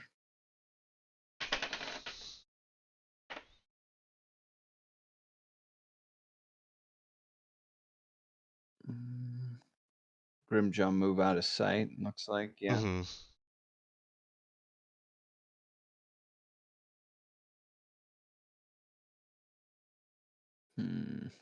Well, at this stage, Donovan is going to cast, being as I didn't do this beforehand, even though we talked about it, I'm going to cast Aid.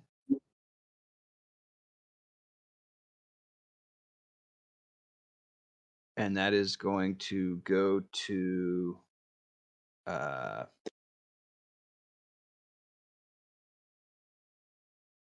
I'm going to go ahead and give that to Vex, Brother Irdon, and Wanlin. They're all within 30 feet of me. Sounds good. Anything from Vex this turn?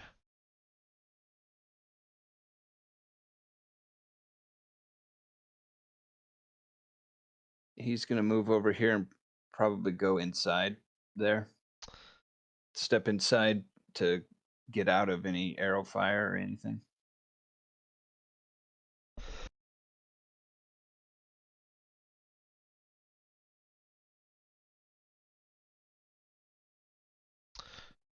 Sounds good.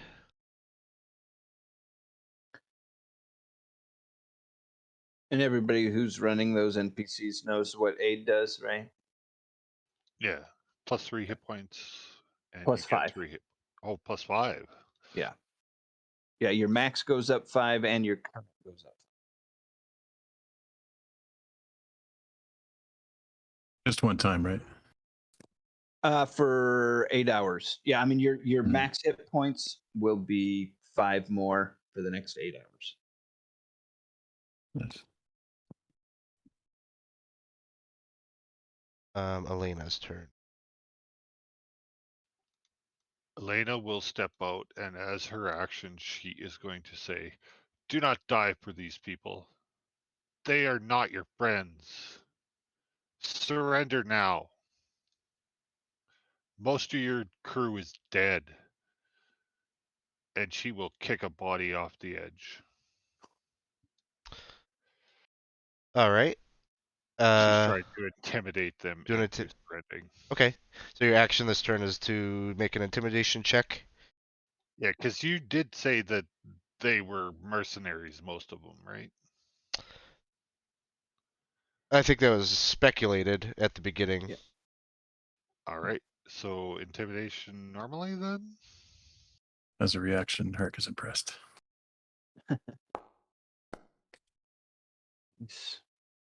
19. All right. I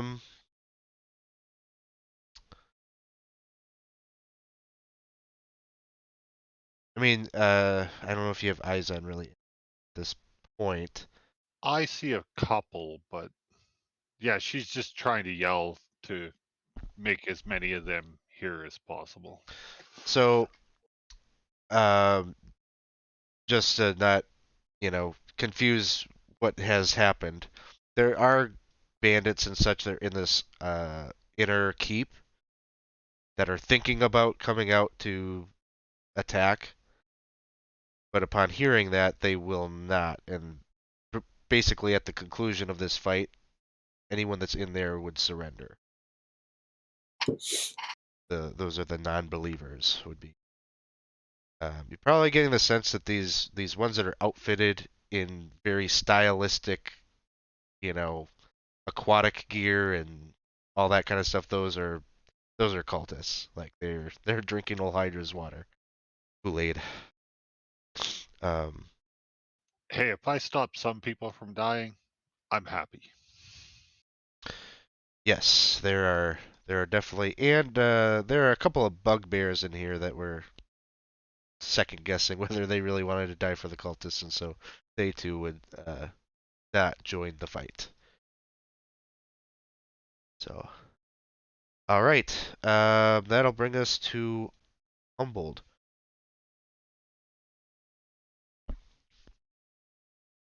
What are you doing? Get through the door. There we go. She were a nice girl when I met her. Where are the bad ones at?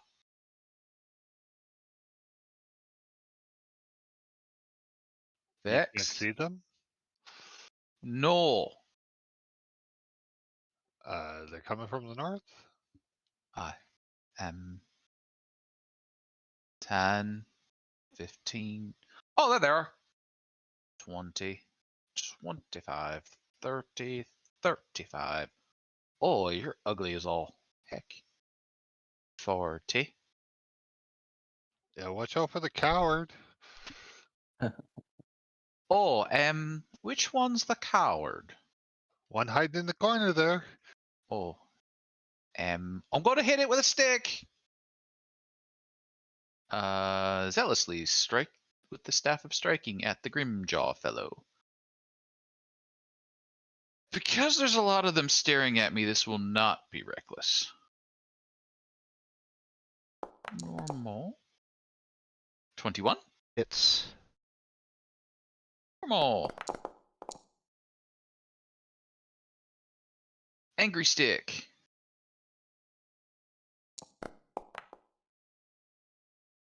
$12, probably not. 12 does hit. 12 does hit. Yes.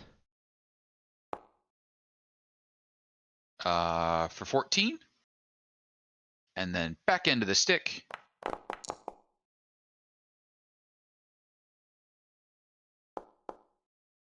For 10. All right. Thanks for backing me up, Humboldt. Thug hits. Surrendered. Another Fathomer up here. Cast some spells. A couple of Eldritch Blasts at Humboldt. I don't like spells. Miss. Misses. Spell. Yes, he gets a second one. Miss. Wanalon's turn. All right, I think he'll lend some support. 5, 10, 15, 20, 25. Can he see anyone from there that it's are these surrendering or are they?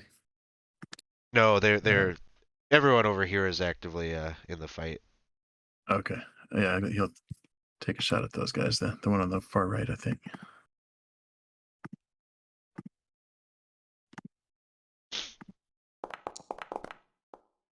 That will hit. 6. All right. Clog.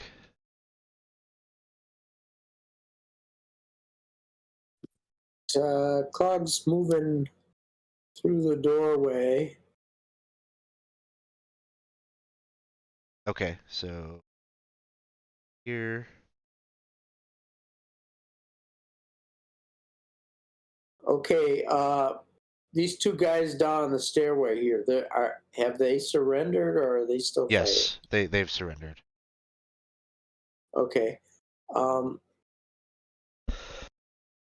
Clug's gonna take the teleport down off the wall then, and he's gonna fire an arrow at that the one on the right up here.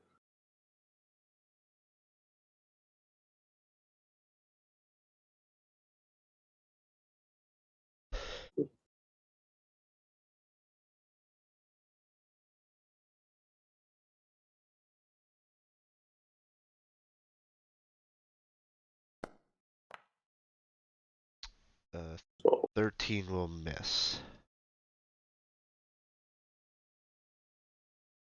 Anything else, Clog? No, that would be it then. All right. Reaver here. Step forward. Give him a quick clonk with the club.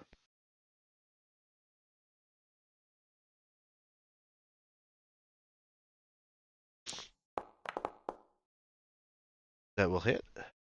Bonk. 11 points of bonk.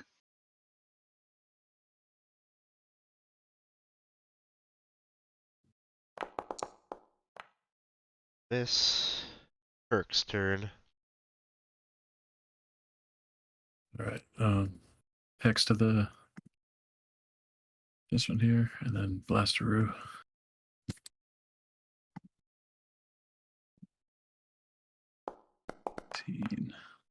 Hits.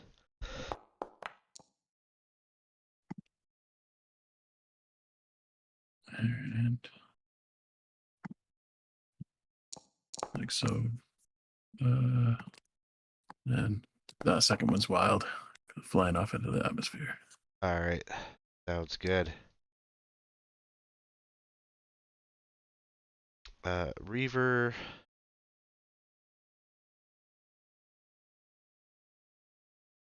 Oh, okay. That's the one that just got hit. We'll step up, attack.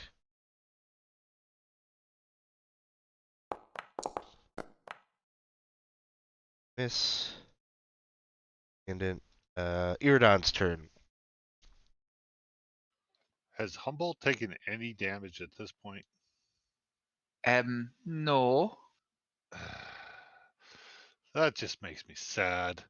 I will Sacred Flame the guy north of Humboldt. This is how adventuring's supposed to be done. Right.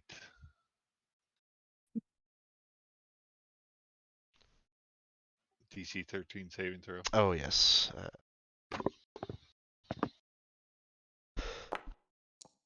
Ooh. Oh, waste that nast 20. I like it. It could have been a 20. I would have applied to deal with your Humboldt not taking damage problem. That's right. Yeah.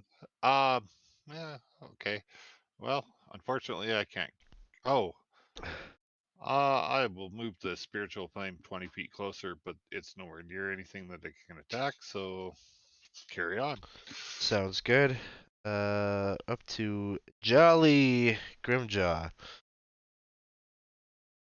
He's not very jolly. Is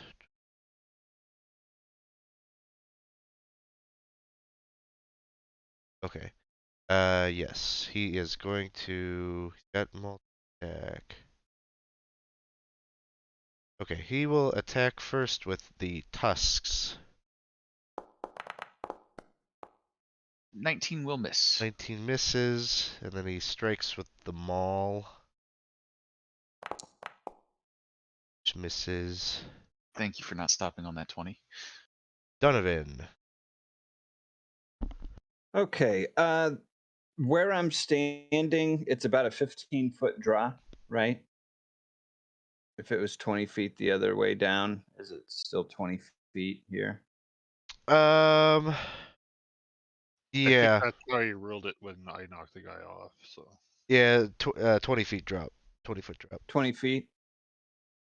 Okay. To save time, I'm gonna, crouch down and grab a hold hang and then drop. Okay. I'm sure I'll take. We'll say I'm that sure lowers it by 1. Okay. Take 2 points. And let's see.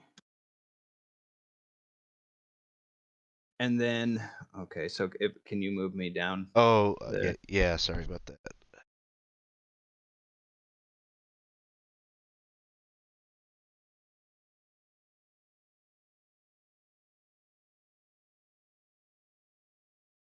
And I am going to, just because, I'm going to cast Moonbeam.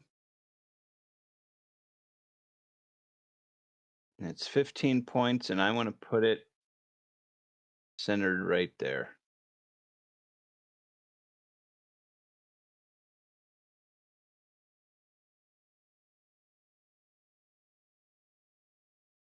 And anybody who's in it's a Constitution saving throw. A shape changer makes a saving throw with disadvantage, and if it fails, it also instantly reverts to its original form and can't assume a different form until it leaves the spell slate. Oh, wow. We definitely have a shape changer in there, so. Yeah. Alright. Vex. Anything for Vex? Just hanging tight in the tower. He could tie up the 2 people that have surrendered.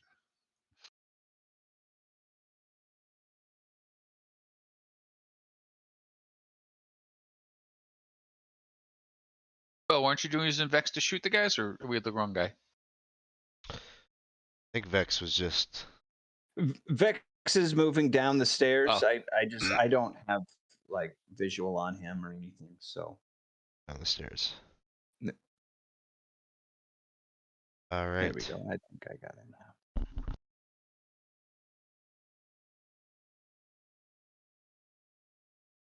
The Reavers on the wall. Probably don't like being so close to that Moonbeam, but they're gonna chuck a javelin down at Humboldt. We'll hit.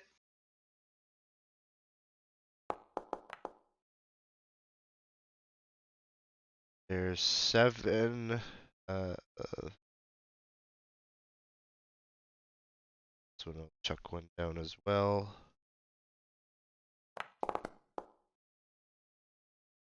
And yes. Elena's turn. I will bonus action hex that guy. Well, move the hex anyways. And then I will fire 2 Eldritch Blasts at him. Who's who? I'm sorry. Who is that?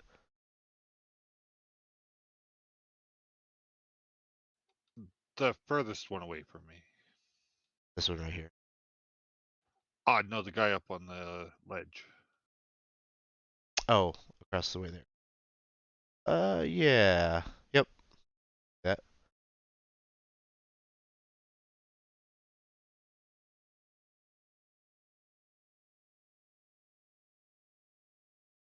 Figure's not working.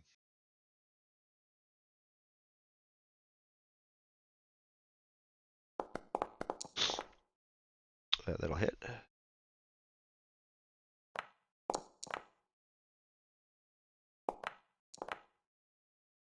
$17 points of damage.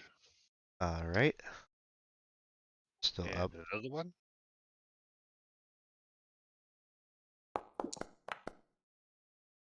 That'll hit.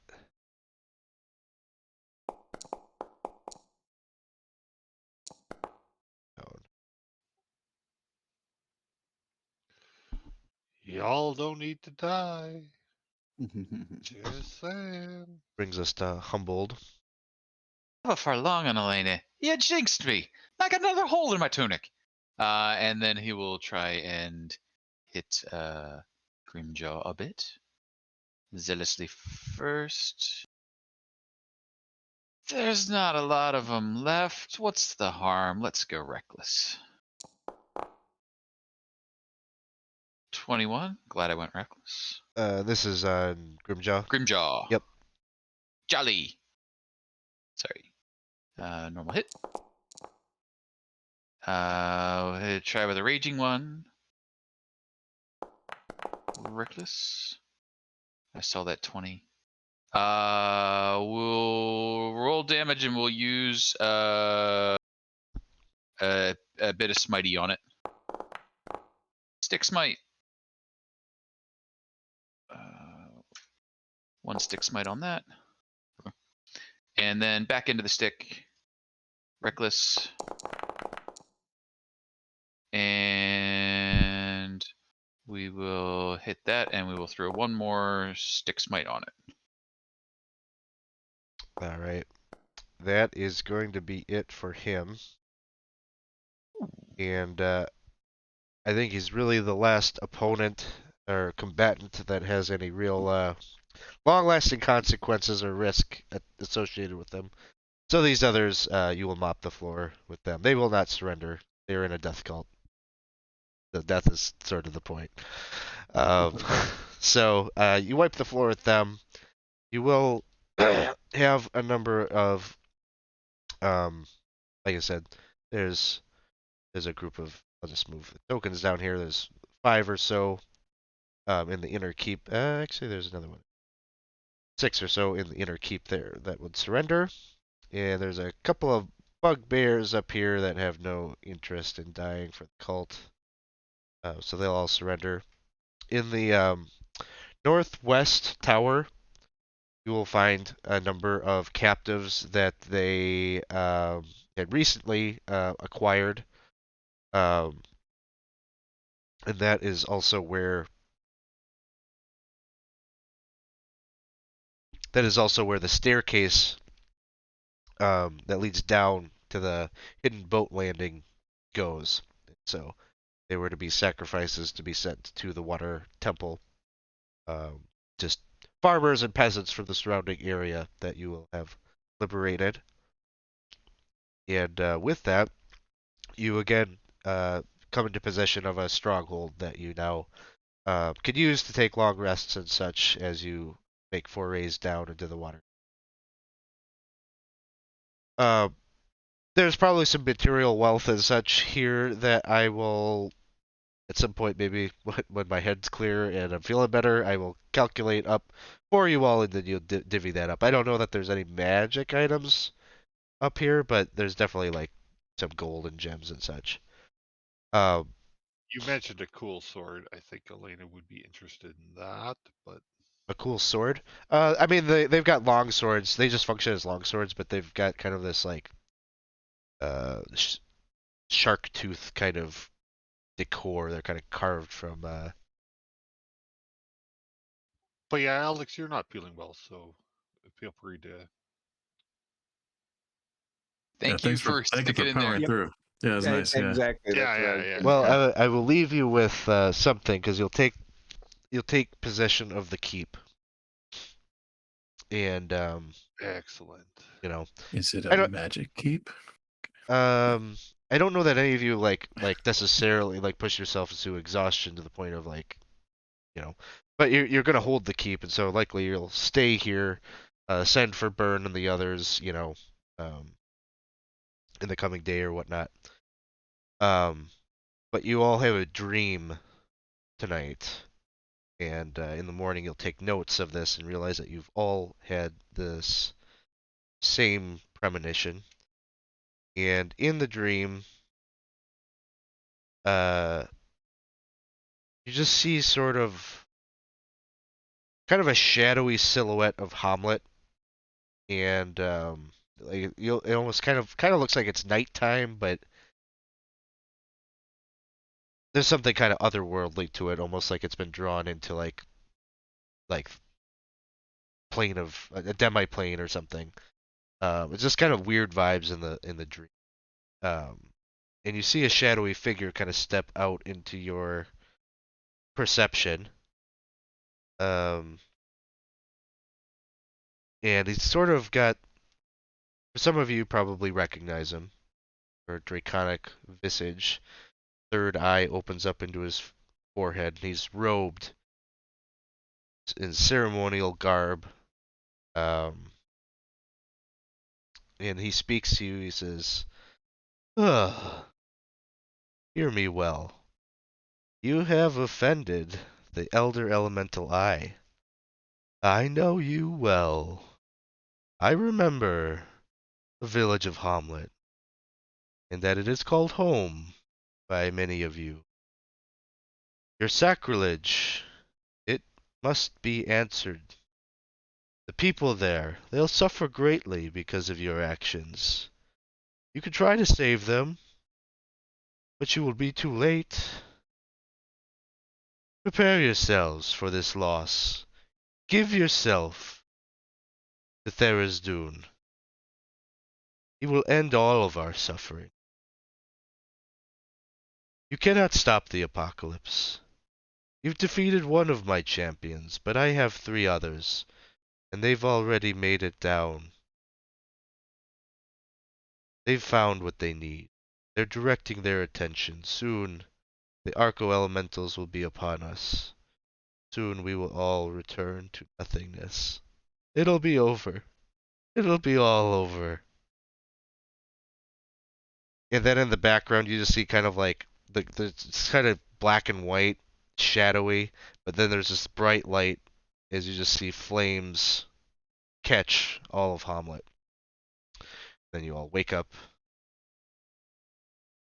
and given that you've all had the same dream, you'll have to decide what to do about that, and whether it's a ploy to try to draw you away, you're making too much progress, do you go back, is it all a trick? We'll find out. I'm sure they could have some RP in the Discord server about all of that. So thank you all for sticking with it. Thanks for everyone out there for hanging out with us here tonight on 20 Sides to Every Story. We'll get the schedule for the community games posted here relatively shortly. We've got more Tier 1 and Tier 2 games coming up.